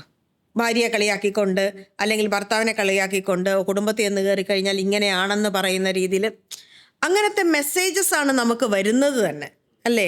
അല്ലാതെ എവിടെയാണ് ഹസ്ബൻഡും വൈഫ് നല്ല രീതിക്ക് പോകണം എന്നുള്ള തരത്തിലുള്ള ഈ തമാശ രൂപേണ ആൾക്കാരിലേക്ക് ഫീഡ് ചെയ്യുന്നത് എന്താണ്? ഭാര്യ ഒരു ഭയങ്കര പ്രശ്നമാണോ, വീട്ടിൽ ചെന്ന് എന്താണ് ഇതിനെ കാണുമ്പോഴാണോ കിണറ്റിലിടാൻ തോന്നുന്നത്? ഇമാതിരി സാധനങ്ങളാണ് കൂടുതൽ വന്നുകൊണ്ടിരിക്കുന്നത്. സബ് കോൺഷ്യസ്ലി ആ സാധനത്തിലേക്കാണ് നമ്മൾ വന്നുകൊണ്ടിരിക്കുന്നത്. സ്കൂളിൽ നിന്ന് മുതൽ ഇങ്ങനത്തെ കാര്യങ്ങളിൽ കുട്ടികൾക്ക്, ആൺകുട്ടികൾക്കായാലും പെൺകുട്ടികൾക്കായാലും എങ്ങനെ പരസ്പരം പെരുമാറാം, അവനവൻ്റെ വിലയും റെസ്പെക്റ്റും എങ്ങനെ കീപ്പ് ചെയ്യാം, ഇങ്ങനത്തെ കാര്യങ്ങൾ കുറച്ചെങ്കിലും ഒന്നൊരു ക്ലാസ് കൊടുത്ത് പറഞ്ഞ് പഠിപ്പിച്ച് സ്ത്രീക്കും ഈ ലോകത്തിൽ ജീവിക്കാൻ അവകാശമുള്ളവരാണ്, അല്ലെങ്കിൽ ഒരു ഹസ്ബൻഡിനോട് എങ്ങനെ പെരുമാറണം, വൈഫിനോട് എങ്ങനെ പെരുമാറണം, ഇങ്ങനത്തെ കാര്യങ്ങൾ അവിടെ മുതലേ പഠിപ്പിച്ച് വരികയാണെങ്കിൽ നമുക്ക് അടുത്ത തലമുറയിലെങ്കിലും നല്ല ഒരു സമൂഹത്തിനെ നമുക്ക് ഉണ്ടാക്കിയെടുക്കാം. ഇപ്പം എന്താ സംഭവിക്കണേ, ഇപ്പോഴത്തെ പേരൻസ് ആരാ, കൂട്ടുകുടുംബ വ്യവസ്ഥയിൽ നിന്ന് ഒറ്റപ്പെട്ട് വന്ന ആൾക്കാരാണ്. May be first or second generation of nuclear ഫാമിലിയാണ് ഇപ്പോഴത്തെ പിള്ളേരെ വളർത്തുന്നത്. അവർക്ക് തന്നെ ഇതെങ്ങനെ കോപ്പി ചെയ്യണം എന്നറിയത്തില്ല. അപ്പോൾ അവർ വളർത്തുന്ന കുട്ടികൾ എങ്ങനെ ഇരിക്കും? അവർ തന്നെ രണ്ടുപേരും വർക്ക് ചെയ്യുന്നവരായിരിക്കും. രാവിലെ ഇറങ്ങി ഓഫീസിൽ പോകുന്നു, തിരിച്ചു വരുന്നു, എന്തെങ്കിലും ഒരു പൊതിക്ക് ചോറ് കെട്ടി കൊടുക്കുന്നു. കൊച്ചു സ്കൂളിൽ നിന്ന് വരുമ്പോൾ പറയുന്ന വിശേഷം പോലും നമുക്ക് പറയാൻ പറ്റത്തില്ല. ഇതിൽ തന്നെ കുറച്ച് ഈഗോയിസ്റ്റിക് ആയിട്ടുള്ള ഹസ്ബൻഡോ വൈഫോ ആണെങ്കിൽ അവർ തമ്മിലുള്ള പ്രശ്നങ്ങളായിരിക്കും ഈ കുഞ്ഞ് കണ്ടു വളരുന്നത്. അവൻ കല്യാണം കഴിക്കുമ്പോൾ എങ്ങനെ ഇരിക്കും? ഇനി പ്രോബ്ലമാറ്റിക് ആയിട്ടുള്ള ഫാമിലിയിൽ നിന്ന് വരുന്ന കുട്ടികൾ, അവർ ഓൾറെഡി അവരുടെ ബാല്യം, കൗമാരം, യൗവനം ഇതെല്ലാം ട്രോമാറ്റിക് ആയിരിക്കും. അവരൊരു ഭയങ്കരമായൊരു പ്രതീക്ഷ അവരവരുടെ ഫാമിലി ലൈഫിലേക്ക് വയ്ക്കുന്നുണ്ടാവും. പക്ഷേ അൺഫോർച്ചുനേറ്റ്ലി ആ ഫാമിലി ലൈഫിലേക്ക് വയ്ക്കുമ്പം ഒരു ചെറിയ ഇഷ്യൂ ഫാമിലി ലൈഫിലുണ്ടായാൽ അവർ ഉടനെ അതിനെ എടുത്ത് റിലേറ്റ് ചെയ്യുന്നത് അവരുടെ ഫാമിലിയിലുണ്ടായ പ്രശ്നങ്ങളിലേക്കായിരിക്കും. കണക്ഷൻ ഡയറക്റ്റ് വരും. ആ ട്രോമ നേരെ അവിടുത്തെ പോയി ട്രിഗറാവും. പക്ഷേ ഇവിടെ ശരിക്കും അത്രയും അഗ്രവേറ്റഡ് ആയിട്ടൊരു പ്രോബ്ലം ഉണ്ടായിരിക്കത്തില്ല. അതിവിടെ ട്രിഗറായിട്ട് ഭയങ്കര വലിയൊരു പ്രശ്നവും. ഇനി വേറൊരു ഇൻസിഡൻസ് പറഞ്ഞാൽ, ഇങ്ങനെ ട്രോമാറ്റിക് ഫാമിലിയിൽ നിന്ന് വരുന്ന ഒരു കുട്ടി എങ്ങനെയെങ്കിലും സ്വന്തം ജീവിതത്തിൽ ഇത് വരരുത് എന്ന് വിചാരിച്ചിട്ട് കടിച്ചു പിടിച്ച് സഹിക്കുന്ന ഒരുപാട് ഇതുണ്ട്. ഒരു കേസ് തന്നെ പറഞ്ഞാൽ, മന്ദബുദ്ധി എന്നൊക്കെ പറയണമെങ്കിൽ തന്നെ കുറച്ചൊരു ബുദ്ധി വേണമെന്നാണ് എനിക്ക് തോന്നണം. അങ്ങനെ ഒരു പെൺകുട്ടിയുടെ സ്റ്റോറിയാണ്. അത്യാവശ്യം നല്ല രീതിയിൽ ജീവിച്ചു വരികയായിരുന്നു. ഈ പയ്യന് കുറച്ച് അവിടെ ഇവിടെയൊക്കെ കുറച്ച് റിലേഷൻഷിപ്സും കാര്യങ്ങളൊക്കെ ഈ പെൺകുട്ടി കണ്ടുപിടിച്ചു. ചോദിച്ചു ഇതെന്താണ് സംഭവം എന്ന് ചോദിച്ചപ്പോൾ പറഞ്ഞു, ഇല്ല ഞങ്ങൾ കുട്ടൂസിനും ഡാഗിനിയും പോലെയാണ്, ഭയങ്കര പ്ലേറ്റോണിക് ആയിട്ടുള്ള റിലേഷൻഷിപ്പാണ്, ഇതൊക്കെ നിൻ്റെ വെറും സംശയ രോഗമാണ് എന്ന് പറഞ്ഞു. ഇവൾ ഓർത്തു ശരിയായിരിക്കും എന്ന് പറഞ്ഞു. പക്ഷെ ഇവക്കും മനസ്സിൽ വിശ്വാസമില്ല. അങ്ങനെ ഇരിക്കുന്ന സമയത്ത് ഒരു ദിവസം ഇദ്ദേഹം വരുന്നു, ഭയങ്കര കട്ട ഡസ്പ്. എന്ത് പറ്റി എന്നൊക്കെ ചോദിച്ചിട്ടൊന്നും പറയുന്നില്ല, ഒന്നുമില്ല, ഇനി എല്ലാം സേവ് ചെയ്തൊക്കെ വയ്ക്കണം എന്നൊക്കെ പറയുന്നു. ഭയങ്കര ആ രീതിയിലൊക്കെ സംസാരിക്കുന്നു. കുറേ നിർബന്ധിച്ച് കഴിഞ്ഞപ്പോൾ പറയുന്നു, ഞാനിങ്ങനെ ഒരു നമ്മളുടെ ഇഷ്യൂസ് കാരണം, നിനക്ക് എന്നോടുള്ള സംശയം കാരണം ഞാനിങ്ങനെ ഒരു ജ്യോത്സ്യനെ പോയി കണ്ടു. അപ്പോൾ ജ്യോത്സ്യൻ പറഞ്ഞു നമ്മുടെ ജാതകങ്ങൾ തമ്മിൽ ചേരില്ല, അപ്പോൾ അതുകൊണ്ട് അതിന് ഒറ്റ പരിഹാരമേ ഉള്ളൂ, ഡിവോഴ്സ് ചെയ്യാം. ഇല്ലെങ്കിൽ ഡിവോഴ്സ് ചെയ്തില്ലെങ്കിൽ ഞാൻ അധികകാലം ജീവിച്ചിരിക്കത്തില്ല. അപ്പം സ്വാഭാവികമായിട്ടും ഒരു ഭാര്യയുടെ മനസ്സെങ്ങനെയായിരിക്കും? അപ്പം എന്നാൽ പിന്നെ ചേട്ടൻ പറയുന്നത് പോലെ എന്ന്. അപ്പോൾ പറഞ്ഞു, നിൻ്റെ വീട്ടുകാരോ എൻ്റെ വീട്ടുകാരോ അറിയണ്ട. മന്ദബുദ്ധി ഉപയോഗപ്പെട്ടു, ഡിവോഴ്സ് ചെയ്തു. അതിലവൻ ഒരു കുഞ്ഞുണ്ട്. അവൻ ആ ഡിവോഴ്സിൽ വ്യക്തമായിട്ട് എഴുതി വെച്ചിട്ടുണ്ടായിരുന്നു, കുഞ്ഞ് അമ്മയുടെ കൂടെ ആയിരിക്കും, അമ്മയ്ക്ക് ഈ കുഞ്ഞിനെ നോക്കാനുള്ള പ്രാപ്തിയുണ്ട്. ഇതെല്ലാം വ്യക്തമായിട്ട് ഇതിനകത്ത് തന്നെ എഴുതി വെച്ചിട്ടുണ്ടായിരുന്നു. ഇവളിതൊന്നും നോക്കുന്നില്ല, ഒപ്പിട്ട് കൊടുക്കുന്നു. കാരണം ഭാര്യയും ഭർത്താവുമാണ്. This is only a sign. ജാതക പ്രശ്നം വരെ ദൈവത്തിനെ പറ്റിക്കാനുള്ള ഒപ്പ്, അത്രേ ഉള്ളൂ. അതിനുശേഷവും ഒരു വർഷക്കാലത്തോളം ഇവർ ഒന്നിച്ച് തന്നെ ജീവിക്കാൻ, ഭാര്യയും ഭർത്താവുമായിട്ട് അവളുടെ വീട്ടിൽ പോകുന്നു, ഇവൾ അവൻ്റെ വീട്ടിൽ പോകുന്നു, ഒരു പ്രശ്നവുമില്ല, സ്നേഹമായിട്ട് പോകുന്നു. ഒരു വർഷം കഴിഞ്ഞപ്പോഴത്തേക്ക് ഇവൻ പറഞ്ഞു, അപ്പോൾ ഇനി ഒരുവിധം നമ്മളുടെ പ്രശ്നങ്ങളൊക്കെ ഒന്ന് പരിഹരിക്കാറായല്ലോ, അപ്പോൾ കുഞ്ഞിനെ നമുക്ക് അങ്ങ് കൊണ്ടുപോയി എൻ്റെ നാട്ടിൽ കൊണ്ടുപോയി സ്കൂളിൽ ചേർക്കാം. ശരി, നല്ല കാര്യം. കാരണം എല്ലാം മുമ്പോട്ട് നല്ല രീതിക്ക് പോവുകയാണ്, അവൻ പ്രോമിസ് ചെയ്ത പോലെ പോവുകയാണ്. അപ്പോൾ ഈ ഒരു വർഷക്കാലം എന്ന് പറഞ്ഞാൽ അവൻ്റെ പെരുമാറ്റം എന്ന് പറയുന്നത് സൂപ്പർ. ഇനി ഇതുപോലെ അഭിനയിക്കാൻ വേറെ ആർക്കും പറ്റുമെന്ന് എനിക്ക് തോന്നുന്നില്ല, അത്ര നല്ല അഭിനയം അവനെ കൊണ്ടുപോയി. ഇപ്പോൾ ഇവർക്ക് ഇവിടെ ജോലിയുണ്ട്, അപ്പം ആ ഹസ്ബൻഡ് ആ സമയത്ത് ജോലി ഇല്ലാതെ നിൽക്കണം, അപ്പോൾ ഇവൾക്ക് ഈ ജോലി കളയാൻ പറ്റില്ല. ശരി, അതുകൊണ്ട് കുഞ്ഞിനെ അവൻ അവിടെ കൊണ്ടുപോകുന്നു, പഠിപ്പിക്കുന്നു, ചേർക്കുന്നു. എല്ലാ ആഴ്ചയിലും ഇവൾ അങ്ങോട്ട് പോകുന്നു, കുഞ്ഞിനെ കാണാൻ പോകുന്നു, അല്ലെങ്കിൽ അവൻ കുഞ്ഞിനെ കൊണ്ട് ഇങ്ങോട്ട് വരുന്നു, ഒരു കുഴപ്പമില്ല. ഇതെല്ലാം കഴിഞ്ഞ് കുറച്ച് ദിവസം കഴിഞ്ഞപ്പോൾ പറഞ്ഞു, നമുക്ക് എന്തായാലും ഒരു ബിസിനസ് തുടങ്ങണം. ഞാനൊരു ലോൺ അപ്ലൈ ചെയ്തു, അപ്പോൾ എൻ്റെ സിബിൽ സ്കോർ ഇച്ചിരി പ്രശ്നം, അത് കാരണം ഒരു 15 ലക്ഷം രൂപ എങ്ങനെയെങ്കിലും വേണം. അപ്പോൾ നിൻ്റെ കയ്യിൽ കുറച്ച് ഓർണമെൻറ്റ്സ് ഉണ്ടല്ലോ, അത് തരുമോ എന്ന് ചോദിക്കുന്നു. 45 പവൻ്റെ ആഭരണങ്ങൾ ഇവൾ എടുത്ത് കൊടുക്കുന്നു. സന്തോഷം. അതുവരെ എല്ലാം കഥ ഓക്കെയാണ്. അടുത്ത ആഴ്ച അതുപോലെ ഈ പുള്ളിക്കാരി ഹസ്ബൻഡിൻ്റെ വീട്ടിലേക്ക് ചെല്ലുന്നു. അപ്പോൾ അതുവരെ കണ്ട ഭർത്താവല്ല അവിടെ ഇരിക്കുന്നത്. ഭയങ്കരമായ ദേഷ്യം, മിണ്ടുന്നില്ല, സംസാരിക്കുന്നില്ല. അപ്പോൾ എന്ത് പറ്റിയെന്ന് ചോദിച്ചപ്പം ഒറ്റ വാക്കേ ഉള്ളൂ, എനിക്ക് നിന്നെ വേണ്ട, ഞാൻ വേറെ കല്യാണം കഴിക്കാൻ പോവാം. അപ്പോഴാണ് ഇദ്ദേഹത്തിന് മറ്റേ നിലാവുദിച്ചത്. ഈ കണ്ടത് മുഴുവൻ ഒരു വർഷത്തെ 1.5 വർഷത്തെ പ്ലാൻഡ് നാടകമായിരുന്നു എന്നുള്ള ഒരു ബോധമുണ്ടായത് അപ്പോഴാണ്. തിരിച്ച് ഇവിടെ വന്നു, ഗാർഡിയൻ വാർഡ് കൊടുത്തു, കുഞ്ഞിനെ ഇങ്ങോട്ട് കൊണ്ടുവന്നു, കുറേ കാര്യങ്ങളെല്ലാം നടത്തി. കേസ് ഇപ്പോഴും നടന്നുകൊണ്ടിരിക്കുകയാണ്. ഭർത്താവ് വേറെ കെട്ടിപ്പോയി. അയാൾ വേറെ കെട്ടി. കാരണം ഡിവോഴ്സ് കൊടുത്തിരിക്കല്ലേ, ഇനി അയാൾക്ക് എന്താ നോക്കണ്ടേ? ഇവളുടെ 15-45 പവൻ മേടിച്ചുകൊണ്ട് പോയി. ഒരു തെളിവില്ല കൊടുത്തെന്നുള്ളതിന്. പിന്നെ ഭാഗ്യത്തിന് സെൽഫി എടുക്കുന്ന ഒരു അസുഖമുണ്ട് ഈ പെണ്ണിന്. അതുകൊണ്ട് ഈ കാലയളവിലുള്ള മുഴുവൻ സെൽഫികളുമുണ്ട്. അപ്പോൾ ഒരു കോടതിയിലായാലും നമുക്ക് വളരെ എളുപ്പം ഇവർ അത് കഴിഞ്ഞും 1 വർഷത്തോളം 1.5 വർഷത്തോളം ഒന്നിച്ച് ജീവിക്കുകയായിരുന്നു എന്നുള്ളതിൻ്റെ പ്രൂഫ് നമുക്ക് കൊടുക്കാൻ പറ്റും. പക്ഷെ അവളുടെ ജീവിതം എന്തായി? ഇതുപോലെ ഒരു ട്രോമാറ്റിക് ഫാമിലിയിൽ നിന്ന് വരുന്നതാണ്. അയാളുടെ മോഡസ് ഓപ്പറാൻഡി എന്ന് പറയുന്നത് ഫാമിലിയിൽ ഇങ്ങനെ അച്ഛന്മാർ ചേട്ടന്മാർ അങ്ങനെയൊന്നും ചോദിക്കാനും പറയാനും ഇല്ലാത്ത, അല്ലെങ്കിൽ ഇങ്ങനത്തെ ട്രോമാറ്റിക് ആയിട്ടുള്ള പ്രശ്നങ്ങളുള്ള ഫാമിലിയിലെ പെൺകുട്ടികളെ വളയ്ക്കുക എന്നുള്ളതാണ് അയാളുടെ സ്പെഷ്യലൈസേഷൻ. പുള്ളി അപ്പോൾ ഇതുപോലെ എത്ര പേരെ സ്പെഷ്യലൈസ്ഡ്? അതെ, അതിലാണ് സ്പെഷ്യലൈസേഷൻ. നമുക്കറിയത്തില്ല. ഇപ്പം അതേപോലത്തെ ഒരു ഫാമിലിയിൽ ഒരാളാണ് കല്യാണം കഴിച്ചത്. അപ്പം ഇതെല്ലാം ഈ സമൂഹത്തിൽ നടക്കുന്നതാണ്. ആര് ചോദിക്കുന്നു, ആര് പറയുന്നു, എന്ത് ആക്ഷൻ എടുക്കുന്നു, ഒന്നുമില്ല. ഇതൊക്കെ അനുഭവിക്കുന്നവർ അനുഭവിക്കുക എന്നുള്ളതല്ലാതെ പ്രത്യേകിച്ച് ഒന്നും സംഭവിക്കുന്നില്ല ഇതിനകത്തൊന്നും. ഇതൊക്കെ ഒരു കൗൺസിലിംഗ് കൊണ്ട് എങ്ങനെ തീർക്കും? ഇത് ബേസിക് സ്വഭാവമാണ്. അബദ്ധം പറ്റി തെറ്റിദ്ധാരണ കൊണ്ട് മാറുന്നതല്ല. ഇത് പ്ലാൻ ചെയ്ത് അതിന് വേണ്ടി അഭിനയിച്ച് വെറും ക്രിമിനൽ മൈൻഡ് ഉള്ള ആൾക്കാരാണ്. Criminal mind. ഇതിനൊന്നും കൗൺസിലിംഗ് കൊണ്ട് ഒരു കാര്യമില്ല. അതേ പറഞ്ഞ കൗൺസിലിംഗ് പരാജയപ്പെടുന്ന പല സ്ഥലങ്ങളുമുണ്ട്. ബേസിക് ലവും ഒന്നിച്ച് മുമ്പോട്ട്, ഈ ഡ്രഗ് അഡിക്ഷൻ അല്ലെങ്കിൽ ഡി അഡിക്ഷൻ പോലെയാണ്. വിക്ടിം അല്ലെങ്കിൽ ആ ഒരു പേഷ്യൻ്റ് വിചാരിക്കണം, എനിക്കിതിൽ നിന്ന് പുറത്തു വരണം, എനിക്കിനി ഇതിങ്ങനെയല്ല എൻ്റെ ജീവിതം കൊണ്ടുപോകണം, എനിക്ക് നല്ല രീതിക്ക് കൊണ്ടുപോകണം എന്ന് വിചാരിക്കുന്നിടത്തെ ഡി അഡിക്ഷൻ ട്രീറ്റ്മെൻറ്റും ഇതും എല്ലാം കൊണ്ടും പ്രയോജനമുള്ളൂ.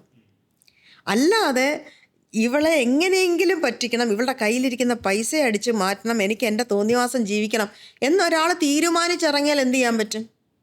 ഇത് ഒരു പുരുഷൻ സ്ത്രീയെ പറ്റിച്ചൊരു കഥയാണ്. തിരിച്ചു വേറെയും ഉണ്ട് കഥകൾ. ഇതേപോലെ കട്ടപ്രേമമായിരുന്നു. തമിഴ്നാട്ടിൽ നിന്ന് അവർ ഒളിച്ചോടി ഇവിടെ വന്ന് കല്യാണം കഴിച്ചതാണ്. 3-4 കൊല്ലം പഠിക്കുന്ന കാലം മൂലം കണ്ട് പ്രേമിക്കുന്ന. പക്ഷെ അവൾക്ക് ഭർത്താവിൻ്റെ അമ്മയും അച്ഛനും പാടില്ല. അപ്പോൾ അവർ ഇങ്ങോട്ട് വരാറേ ഇല്ല. ഈ ഒരു പ്രശ്നം കാരണം ഇവരെങ്ങനെയെങ്കിലും ജീവിച്ചോട്ടെ എന്ന് വിചാരിച്ചിട്ടാണ്.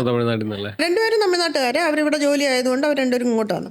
രണ്ട് കാസ്റ്റോ അങ്ങനെ എന്താണ്ടായിരുന്നു. അപ്പോൾ അതുകൊണ്ട് അവിടെ അവർക്ക് ജീവിക്കാൻ പറ്റാത്തൊരു സാഹചര്യം വന്നു. അപ്പോൾ ഇവിടെ ജോലി വാങ്ങിച്ചു, ഇവിടെ വന്നു. പയ്യൻ ഇവിടെ ജോലി ചെയ്യുമായിരുന്നു. അപ്പോൾ ഇടയ്ക്ക് വിസിറ്റിന് പോലും ഈ അച്ഛനും അമ്മയും വരുന്നത് ഈ പെൺകുട്ടിക്ക് ഇഷ്ടമല്ല. അതുകൊണ്ട് അവരിങ്ങോട്ട് വരാറുമില്ല. പക്ഷെ അൺഫോർച്ചുനേറ്റ്ലി അച്ഛന് ഒരു സ്ട്രോക്ക് വന്നു. അപ്പോൾ അവിടെ കാണിച്ചിട്ട് പ്രയോജനം ഇല്ലാത്തതുകൊണ്ട് അവർ എമർജൻസി മറ്റേ ICU ആംബുലൻസ് എങ്ങാണ്ട് പിടിച്ചിട്ട് കിംസിലോട്ട് കൊണ്ടുപോകും. അന്ന് ഈ പറഞ്ഞ പോലെ കോരിച്ചൊരിഞ്ഞ പേമാരി. ഇവൻ പറയുന്ന കഥ കേട്ടാൽ നമുക്ക് തന്നെ കണ്ണ് നിറഞ്ഞു.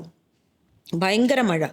അപ്പോൾ അമ്മ ഇത്രയും ദൂരെ യാത്ര ചെയ്ത് അച്ഛൻ്റെ കൂടെ വന്നിരിക്കുവാണ്. അച്ഛൻ ICUയിലാണ്. ഈ അമ്മയ്ക്ക് ഒന്ന് വന്ന് റെസ്റ്റ് എടുക്കണം എന്നുണ്ടെങ്കിൽ വന്ന ഉടനെ റൂമൊന്നും കിട്ടത്തില്ലല്ലോ. ഈ പെൺകുട്ടി എന്ത് ചെയ്താ വാതിൽ ഉറക്കില്ല. ഈ ഒരു സാഹചര്യമായിട്ട് പോലും അമ്മ കേട്ടില്ല. പിന്നെ ആ പയ്യൻ്റെ ഒരു ഫ്രണ്ട് ഇവരുടെ അവസ്ഥ മനസ്സിലാക്കിയിട്ട് ആ ഫ്രണ്ടിൻ്റെ വീട്ടിലേക്ക് അമ്മയെ വിളിച്ചുകൊണ്ട് പോകുമായിരുന്നു. അവരൊരു അവസ്ഥ ആലോചിച്ചു. ഹസ്ബൻഡ് തിരിച്ച് കിട്ടുമെന്നറിയില്ല, മകൻ്റെ വീട്ടിൽ താമസിക്കാൻ പറ്റില്ല, വീട്ടിൽ കയറാൻ പറ്റില്ല. അവസാനം ഡിസ്ചാർജ് ചെയ്തപ്പോഴത്തേക്കും ഇവൻ എന്ത് ചെയ്തെന്ന് പറഞ്ഞാൽ ഇവരെ ഉപേക്ഷിക്കാൻ പറ്റില്ല. അച്ഛനെയും അമ്മയും അവന് ഉപേക്ഷിക്കാൻ പറ്റില്ല. അവൻ ഇത്രയും കാലം വളർത്തി വലുതാക്കിയതല്ലേ. അവൻ ഒരു വീടിൻ്റെ താഴത്തെ നിലയും മുകളിലത്തെ നിലയുമായിട്ട് എടുത്തു. മുകളിലത്തെ നില ഇവർ താമസിക്കുന്നു, താഴത്തെ നിലയിൽ. കാരണം അച്ഛന് കുറച്ച് പ്രൊലോങ്ഡ് ട്രീറ്റ്മെൻറ്റ് ആവശ്യമുണ്ടായിരുന്നു. ഈ പുള്ളിക്കാരി ഇയാൾ ഓഫീസിൽ പോയി കഴിയുമ്പം താഴെ വന്ന് ഇവരോട് വഴക്കുണ്ടാക്കും, ചൂല് വെച്ച് ഇവരെ അടിക്കും. ഈ അച്ഛനെയും അമ്മയും എന്ന് വേണ്ട ഉണ്ടാക്കാത്ത ബഹളങ്ങളില്ല. ലൈഫ് അങ്ങ് വല്ലാതെ സ്പോയിൽ ചെയ്ത് കളഞ്ഞു. ഒരു കൊച്ചു കുഞ്ഞുമുണ്ട്. പക്ഷേ എന്ത് ചെയ്യാൻ പറ്റും? എന്നിട്ട് അവരുടെ വീട്ടുകാരെല്ലാവരും കുറേ പേര് ഇവിടുത്തെ പ്രശ്നങ്ങളൊക്കെ കാരണം ഭയങ്കര വലിയ കഥകളൊക്കെ ഉണ്ടാക്കാൻ പറ്റും. അവർ വന്നു കഴിഞ്ഞപ്പോൾ ഇവർ കാര്യം പറഞ്ഞു, ഇതാണ് ഇവിടെ സംഭവിക്കുന്നത്. ഓരോ പ്രാവശ്യം ഓരോ ബന്ധുക്കളെ വരും. കാരണം ഒരു പ്രാവശ്യം വരുന്ന ബന്ധുക്കൾ പിന്നെ വരില്ല. കാരണം അവർക്കത് മനസ്സിലാവും ഇതാണ് സംഭവിക്കുന്നതെന്ന്. അത് ഈ പറഞ്ഞാൽ ഒരു വയലൻറ്റ് ഡിവോഴ്സിൽ കൂടെ പോയി എന്ന് വേണമെങ്കിൽ പറയാം. അവിടെ കേസ് കൊടുത്ത്, ഇവിടെ കേസ് കൊടുത്ത്, എത്രയോ സ്ഥലങ്ങളിൽ അവനെതിരെ കേസ് കൊടുത്ത്, തമിഴ്നാട്ടിൽ കേസ് കൊടുത്തു, എന്തൊക്കെയോ ഒക്കെ ചെയ്ത് എന്തായാലും അവസാനം അത് മ്യൂച്വൽ ഡിവോഴ്സിൽ കലാശിച്ചു. ഇപ്പോൾ അവൻ സമാധാനമായിട്ട് സ്വസ്ഥമായിട്ടും ജീവിക്കുന്നുണ്ട്. ഇതൊക്കെ ഒരു ജീവിതമല്ലേ? എന്തിനു വേണ്ടിയിട്ടാണ് ഇത്? ഇപ്പം മനോരോഗമാണോ? അറിഞ്ഞൂടാ, ചിലപ്പോൾ ആയിരിക്കാം. എന്തെങ്കിലുമൊക്കെ മാനസിക പ്രശ്നങ്ങൾ ആ കുട്ടിക്കും കാണുമായിരിക്കാം. പക്ഷെ അനുഭവിച്ചപ്പോൾ ആരാ അനുഭവിച്ചേ? പക്ഷെ ഇതൊക്കെ ഒരു ക്യാരക്ടർ മോഡുലേഷൻ്റെ പ്രശ്നമാണ്.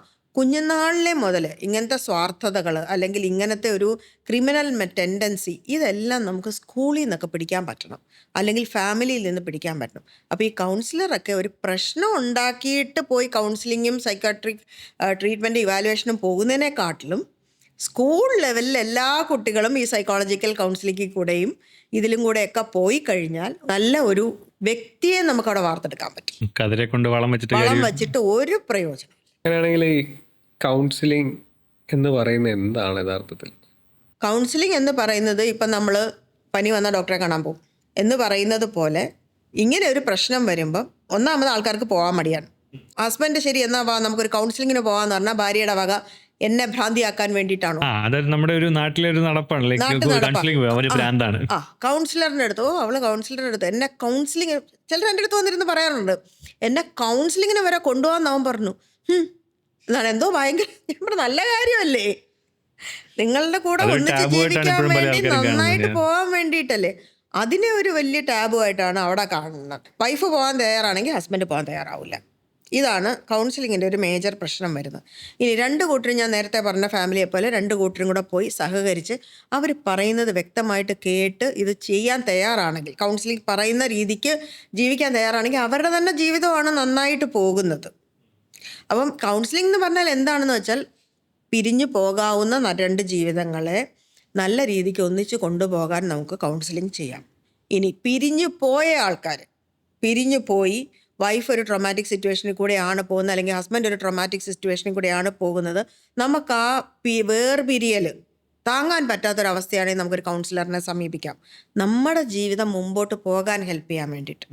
പിന്നെ ഇതിനകത്ത് പെട്ടുപോയ കുട്ടികളുണ്ട്, അവർക്കും ഒരു കൗൺസിലിംഗ് ആവശ്യമാണ്. കാരണം അവരും ഈ ട്രോമ ക്യാരി ചെയ്യുന്ന ആൾക്കാരാണ്.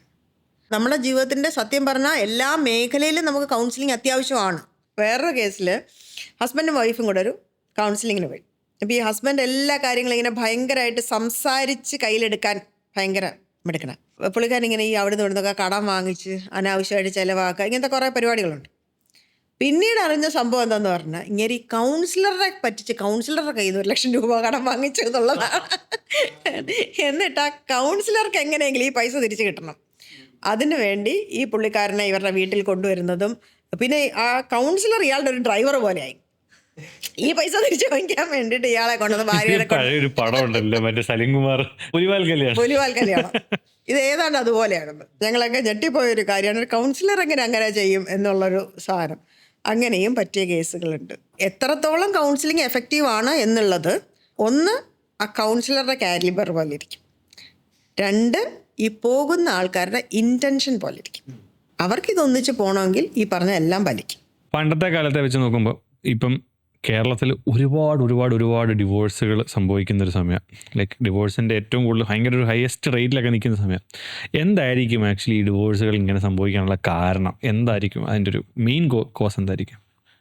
തെറ്റായ കാരണങ്ങൾക്ക് വേണ്ടി കല്യാണം കഴിക്കുന്നത്, പിന്നെ അത് മുമ്പോട്ട് കൊണ്ടുപോകാൻ, ഒരു ജീവിതം നന്നായിട്ട് കൊണ്ടുപോകാൻ രണ്ട് കൂട്ടർക്കും അറിയാത്തത്, ഇമ്മച്യൂരിറ്റി. ഇത് രണ്ടുമാണ് മെയിൻ കാര്യം. പിന്നെ കുറച്ച് ഈ പറഞ്ഞ പോലെ ക്രിമിനൽ മൈൻഡ്. ഇപ്പോൾ ഫോർ എക്സാമ്പിൾ ഒരു പെൺകുട്ടി 16 വയസ്സ് മുതൽ ഒരാളെ പ്രേമിക്കുക, അവർ 18 വയസ്സാവാൻ കാത്തിരുന്ന് ചാടിപ്പോവാൻ, 18 വയസ്സായപ്പോഴത്തേക്കും കല്യാണം കഴിച്ച് പയ്യൻ്റെ വീട്ടിലേക്ക് പോയി. വീട്ടുകാരും സഹകരിച്ചില്ല, സ്വാഭാവികമായിട്ട് സഹകരിച്ചില്ല, നല്ല നിലയ്ക്ക് പോകേണ്ട ഒരു കുട്ടിയാണ്. 2 വർഷം പ്രേമിച്ചപ്പോഴും ഇവർക്ക് അറിയില്ലായിരുന്നു ഇവനൊരു നല്ല കുടിയനാണെന്നുള്ള കാര്യം. വീട്ടിൽ ചെന്ന് കഴിഞ്ഞപ്പോഴാണ് ഇയാളുടെ വിശ്വരൂപം അവൾ കാണുന്നത്. എന്നുവെച്ചാൽ ഇതൊരു മായിക ലോകമാണ് പെൺകുട്ടിയെ സംബന്ധിച്ചിടത്തോളം. അല്ലെങ്കിൽ ഈ പ്രേമിച്ച് നടക്കുന്ന ടീനേജ് പ്രായം, maybe hormones, maybe വിവരക്കേട്, കണ്ണും മൂക്കും കാണൂല എന്ന് പറയുന്നത് അക്ഷരാർത്ഥത്തിൽ കറക്റ്റാണ്. ആ പ്രേമിച്ച് നടക്കുന്ന സമയത്ത് എല്ലാം ഭയങ്കര ഹീറോയിസാണ്. മറ്റേ കലിപ്പൻ്റെ കാന്താരി എന്നൊക്കെ പറയുന്ന പോലെ 2 ചീത്ത പറയുന്ന ആൾക്കാരെയാണ് പെണ്ണിന് ഭയങ്കര സ്നേഹം. തിരിച്ചവൾ വീട്ടിൽ ചെന്നപ്പോഴാണ് ഈ കാന്താരിയുടെ പവർ എന്താണ്, കലിപ്പ് എന്താണെന്നും കാന്താരിയുടെ പവർ എന്താണെന്നും പുള്ളിക്കാരിക്ക് നന്നായിട്ട് മനസ്സിലായത്. എല്ലാ ദിവസവും വെള്ളം അടിച്ചിട്ട് വരും. അടിയെന്ന് പറഞ്ഞ എൻ്റെ കണ്ണ് നിറഞ്ഞു പോയിട്ടുണ്ട് ആ പെൺകുട്ടി വന്നിരുന്ന് അതിൻ്റെ അവസ്ഥ പറയുന്നത്. അതിൻ്റെ വയറ്റിൽ ചവിട്ടിയിട്ട്, ഇപ്പോൾ യൂട്രസ് റിമൂവൽ സർജറി കഴിഞ്ഞു ആ കുട്ടിയുടെ. 28 വയസ്സാണ് ഇപ്പം അതിന് പ്രായം. 7 വയസ്സുള്ളൊരു കൊച്ചുണ്ട്. ഇനി മുമ്പോട്ടുള്ള ജീവിതം എന്താ? ഒരു ഡിഗ്രി പോലും കംപ്ലീറ്റ് ചെയ്തില്ല. എന്നുവെച്ചാൽ 18 വയസ്സാവാൻ കാത്തിരിക്കുകയായിരുന്നു ചാടിപ്പോകാൻ വേണ്ടിയിട്ട്. മാരേജ് മാത്രമാണ് ജീവിതത്തിൻ്റെ അവസാനം എന്ന് വിചാരിക്കുന്ന കുറേ മന്ദബുദ്ധികൾ, അതിനു വേണ്ടി സെറ്റ് ചെയ്ത് വച്ച കുറേ ഇൻസ്ട്രുമെൻറ്റ്സ് എന്നാണ് പെണ്ണുങ്ങൾ തന്നെ പെണ്ണുങ്ങളെക്കുറിച്ച് കണ്ടുവച്ചിരിക്കുന്നത്. കൊച്ചിലെ പോലെ അതാണ് പറഞ്ഞു കൊടുക്കണേ. കണ്ടവൻ്റെ വീട്ടിൽ പോകേണ്ടതാണ്, മറ്റവൻ്റെ കൂടെ പോയി ജീവിക്കേണ്ടതാണ്, വല്ല വീട്ടിലും ചെന്ന് കയറേണ്ടതാണ്, ആഹാരം വയ്ക്കാൻ പഠിച്ചോ, മറ്റേത് പഠിച്ചോ, ഇനി എവിടെയെങ്കിലും ചെന്ന് കയറുമ്പോൾ നീ വിവരം അറിയും. ഓൾവേസ് ഇതാണ്. അപ്പം ഞാനൊരു മാരേജ് മെറ്റീരിയൽ ആണ് എന്നുള്ളത് മാത്രമാണ് അവരുടെ ഗോൾ. അതിന്റെ അപ്പുറത്തോട്ട് സ്വപ്നം കാണാൻ അവരെ കൊണ്ട് പറ്റുന്നില്ല. ഇത് അവളുടെ കയ്യിൽ നിന്ന് വന്നു. വേറൊരു കാര്യത്തിൽ കല്യാണം വീട്ടുകാരാലോചിച്ചു, പയ്യൻ പോയി പെണ്ണിനെയൊക്കെ കണ്ടു. അപ്പം എന്തോ അത്രയ്ക്കങ്ങ് ഇഷ്ടപ്പെട്ടില്ല. പയ്യൻ്റെ ഒരു ഇതിലുള്ള ഒരു പെൺകുട്ടിയല്ല, ഭയങ്കര സാധുവായിട്ടുള്ളൊരു പയ്യനാണ്. അപ്പം ഇത് വേണോ എന്ന് ചോദിച്ചപ്പോൾ അച്ഛൻ ഇത്തിരി മർക്കട മുഷ്ടിയാണ്. അച്ഛൻ പറഞ്ഞു, ഞാൻ തീരുമാനിച്ചതാണ്, ഞാൻ വാക്ക് കൊടുത്തു, ഇനി അത് വാക്ക് മാറ്റി പറയാൻ പറ്റില്ല. ഓ ശരി, വാക്ക് മാറ്റണ്ട. കല്യാണം കഴിച്ച് വീട്ടിൽ വന്നു. ഒരു 3-4 മാസം കൊണ്ട് പുള്ളിക്കാരിക്ക് ആ വീട് പറ്റുന്നില്ല, അവിടുത്തെ പ്രശ്നങ്ങൾ പറ്റുന്നില്ല, സ്വന്തമായിട്ട് വേറെ വീട്ടിൽ മാറണം. ഇവർ പറഞ്ഞു ശരി, വാടകയ്ക്ക് വീടെടുത്ത് മാറാം. വാടക വീട്ടിൽ പറ്റില്ല, സ്വന്തം വീട് വച്ചേ മാറാൻ പറ്റും. പെണ്ണ് പറയുന്നു. അപ്പോൾ പറഞ്ഞു എനിക്ക് അത്രയും പൈസ ഇല്ല, അങ്ങനെ വീട് ഇപ്പം വച്ച് നമുക്ക് ഇനി ഗോയിങ് ഫോർവേഡ് വെക്കാൻ പറ്റുമായിരിക്കും, പക്ഷേ ഇപ്പം എനിക്ക് അത്രയും വയ്ക്കാൻ പറ്റില്ല. പിന്നെ അവരുടെ വീട്ടിലെ ആവശ്യങ്ങൾക്ക് ഇവൻ പൈസ കൊടുക്കലായി, 100 കൂട്ടം പ്രശ്നങ്ങളായി. ഓരോ കൊച്ചു പ്രകാര്യത്തിനും ഇവള് പെട്ടിയും പാക്ക് ചെയ്ത് വീട്ടിൽ പോകും. 2.5 വർഷത്തെ ജീവിതത്തിനിടയ്ക്ക് എനിക്ക് തോന്നുന്ന ഏതാണ്ട് 2-2.5 മാസം ഇവർ പല സമയത്തായിട്ട് ജീവിച്ചിട്ടുണ്ടാവും. തിരിച്ചു പോയി. പുള്ളിക്കാരിക്ക് വരാൻ തയ്യാറല്ലായിരുന്നു. പക്ഷേ ഇയാൾ ആദ്യം കണ്ട പെണ്ണാണ്, വേറെ ആരുമായിട്ടൊരു അഫെയർ ഉണ്ടായിരുന്നില്ല, ഈ പെണ്ണ് മാത്രമേ ഉണ്ടായിരുന്നുള്ളൂ. അതുകൊണ്ട് ഇവളോടായിരുന്നു ഭയങ്കര സ്നേഹം. അതുകൊണ്ട് ഈ പയ്യൻ കുറേ കാലം പുറകെ നടന്നു, തിരിച്ചു വാ എന്ന് പറഞ്ഞിട്ട്. ഒരു പ്രാവശ്യം ഇവള് പോയപ്പം ശരി നമുക്കൊന്ന് സംസാരിച്ച് നോക്കാം എന്ന് പറഞ്ഞ് ഇവളുടെ കൂടെ വെളിയിൽ വന്നിട്ട് ഇവൾ ആദ്യം പറഞ്ഞത് എനിക്കൊരു മൂക്കുത്തി വാങ്ങിക്കണം, ഡയമണ്ടിൻ്റെ മൂക്കുത്തി വാങ്ങിക്കണം. ഓ ശരി, ഇനി അത് വാങ്ങിച്ചു കൊടുത്താൽ ഒന്നിച്ച് വരുമല്ലോ എന്ന് പറഞ്ഞിട്ട് നേരെ പോയി ഡയമണ്ട് മൂക്കുത്തിയൊക്കെ വാങ്ങിച്ചു. അവൾ ഇന്നും ആ മൂക്കുത്തി ഇട്ടുകൊണ്ട് നടപ്പുണ്ട്. പക്ഷേ ഡിവോഴ്സ് ഫയൽ ചെയ്ത് മ്യൂച്വൽ ഡിവോഴ്സ് കൊടുക്കാൻ തയ്യാറല്ല. ഇന്ന് മറ്റേ ഈ ചന്തയിലൊക്കെ കന്നുകാലികൾ വില പേശില്ലേ, അതേപോലെയാണ് പുള്ളിക്കാരി പൈസയ്ക്ക് വേണ്ടി വില പേശുന്നത്. ഞങ്ങൾ വക്കീലന്മാർ പോലും അന്തം വിട്ടിരിക്കുകയാണ്. അത്ര ഇതായിട്ട് ഒന്നും കൊടുക്കാനില്ല. ആക്ച്വലി സ്പീക്കിംഗ് അവൾക്ക് വേണ്ടി ചിലവാക്കിയിട്ടുള്ള പൈസയുടെ കണക്ക് കേട്ടാൽ നമ്മൾ ഞെട്ടിപ്പോവും. ഇന്നിപ്പം ഇതാണ് അവസ്ഥ. ഇതുപോലെ തന്നെ അറേഞ്ച്ഡ് മാരേജ് ആയിരുന്നു. അങ്ങനെ ചില ഒരു ഡിഫോമിറ്റീസ് ഉണ്ട് ഈ ഹസ്ബൻഡിന്. പക്ഷെ ഓഫ് ലേറ്റ് ചില കാര്യങ്ങൾക്ക്, ചില എന്താണ് പറയുക, ലൈംഗിക വൈകൃതങ്ങൾക്ക് സമ്മതിക്കാത്തത് കൊണ്ട് ഇപ്പം പുള്ളിക്കാരൻ ഈ പെൺകുട്ടി വീട്ടിന് പുറത്തിറങ്ങാൻ പാടില്ല, പരീക്ഷ എഴുതാൻ പോകാൻ പാടില്ല, വീട്ടിന് പുറത്തിറങ്ങാൻ പാടില്ല, സ്കൂട്ടർ ഓടിക്കാൻ പാടില്ല, ഒന്നും ചെയ്യാൻ പാടില്ല. അവരുടെ ഒരിത്തിരി പൈസ ഉണ്ടാക്കിയിട്ടുണ്ടെങ്കിൽ ആ പൈസ മുഴുവനും തിരിച്ച് അയാൾ എന്തെങ്കിലുമൊക്കെ കാര്യം പറഞ്ഞാൽ അയാൾ എന്ന് വെച്ചാൽ ഈ കുട്ടിയുടെ കയ്യിൽ പൈസ ഉണ്ടെങ്കിൽ ഈ കുട്ടി ഇൻഡിപെൻഡൻ്റ് ആയി കളയുന്നതൊക്കെ പേടിയുണ്ട്. നല്ല കാലിബറുള്ള, സ്വന്തമായിട്ട് ഒരുപാട് കാര്യങ്ങൾ ചെയ്യണമെന്ന് ആഗ്രഹമുള്ളൊരു പെൺകുട്ടിയാണ്. പക്ഷേ ഈ ഒരു റട്ടിൽ നിന്ന് ആ കൊച്ചു മോചിതയാകണം. അതിന് പുള്ളിക്കാരിക്ക് മാത്രമേ ഒരു തീരുമാനം എടുക്കാൻ പറ്റുള്ളൂ, പുറത്തു വരാൻ പറ്റുള്ളൂ, നമുക്കൊക്കെ സഹായിച്ചു കൊടുക്കാനേ പറ്റുള്ളൂ. പക്ഷേ ഒരിക്കലും ഒരു ഫാമിലി ബന്ധം ഒറ്റയടിക്ക് തീർക്കണം അല്ലെങ്കിൽ പിരിച്ചുവിടണം അങ്ങനെയല്ല. ഇത് നന്നായിട്ട് പോകണം എന്നുണ്ടെങ്കിൽ 2 കൂട്ടരും സഹകരിച്ച് പോയാൽ മാത്രമേ ഇതിനകത്ത് എന്തെങ്കിലും ചെയ്യാൻ പറ്റും. സംസാരിക്കാൻ പറ്റുമെന്ന് ശ്രമിക്കുന്നുണ്ട്, എത്രത്തോളം പോകുമെന്ന് അറിയില്ല. വേറൊരു മാറ്ററിൽ പയ്യൻ ഇത്തിരി വെള്ളമടി പ്രശ്നങ്ങളും അങ്ങനത്തെ കാര്യങ്ങളൊക്കെ ഉണ്ട്. എന്നാൽ ഈ പെങ്കൊച്ചിൻ്റെ അച്ഛൻ ഇത്തിരി വെള്ളം അടിക്കുന്ന ആളായിരുന്നുകൊണ്ട് ഈ പെങ്കൊച്ചിന് ഒരിക്കലും വെള്ളം അടിക്കുന്ന ആളാവരുത് ഭർത്താവെന്നൊരു ചിന്തയുണ്ടായിരുന്നു. അതുകൊണ്ട് പെണ്ണ് കാണാൻ വന്നപ്പോഴേ പറഞ്ഞു എനിക്കിങ്ങനെ വെള്ളം അടിക്കുന്ന ആൾക്കാരാണെങ്കിൽ വേണ്ട, എനിക്ക് ആ ഒരു ഡിമാൻഡ് മാത്രമേ ഉള്ളൂ എന്ന് പറഞ്ഞു. പയ്യൻ്റെ അമ്മയും പെങ്ങളും ഒക്കെ കൈയടിച്ച് പറഞ്ഞു ഇല്ല, അങ്ങനെ ഒരു പ്രശ്നം അവനില്ല എന്ന്. പക്ഷെ അത് നല്ല കള്ളമായിരുന്നു.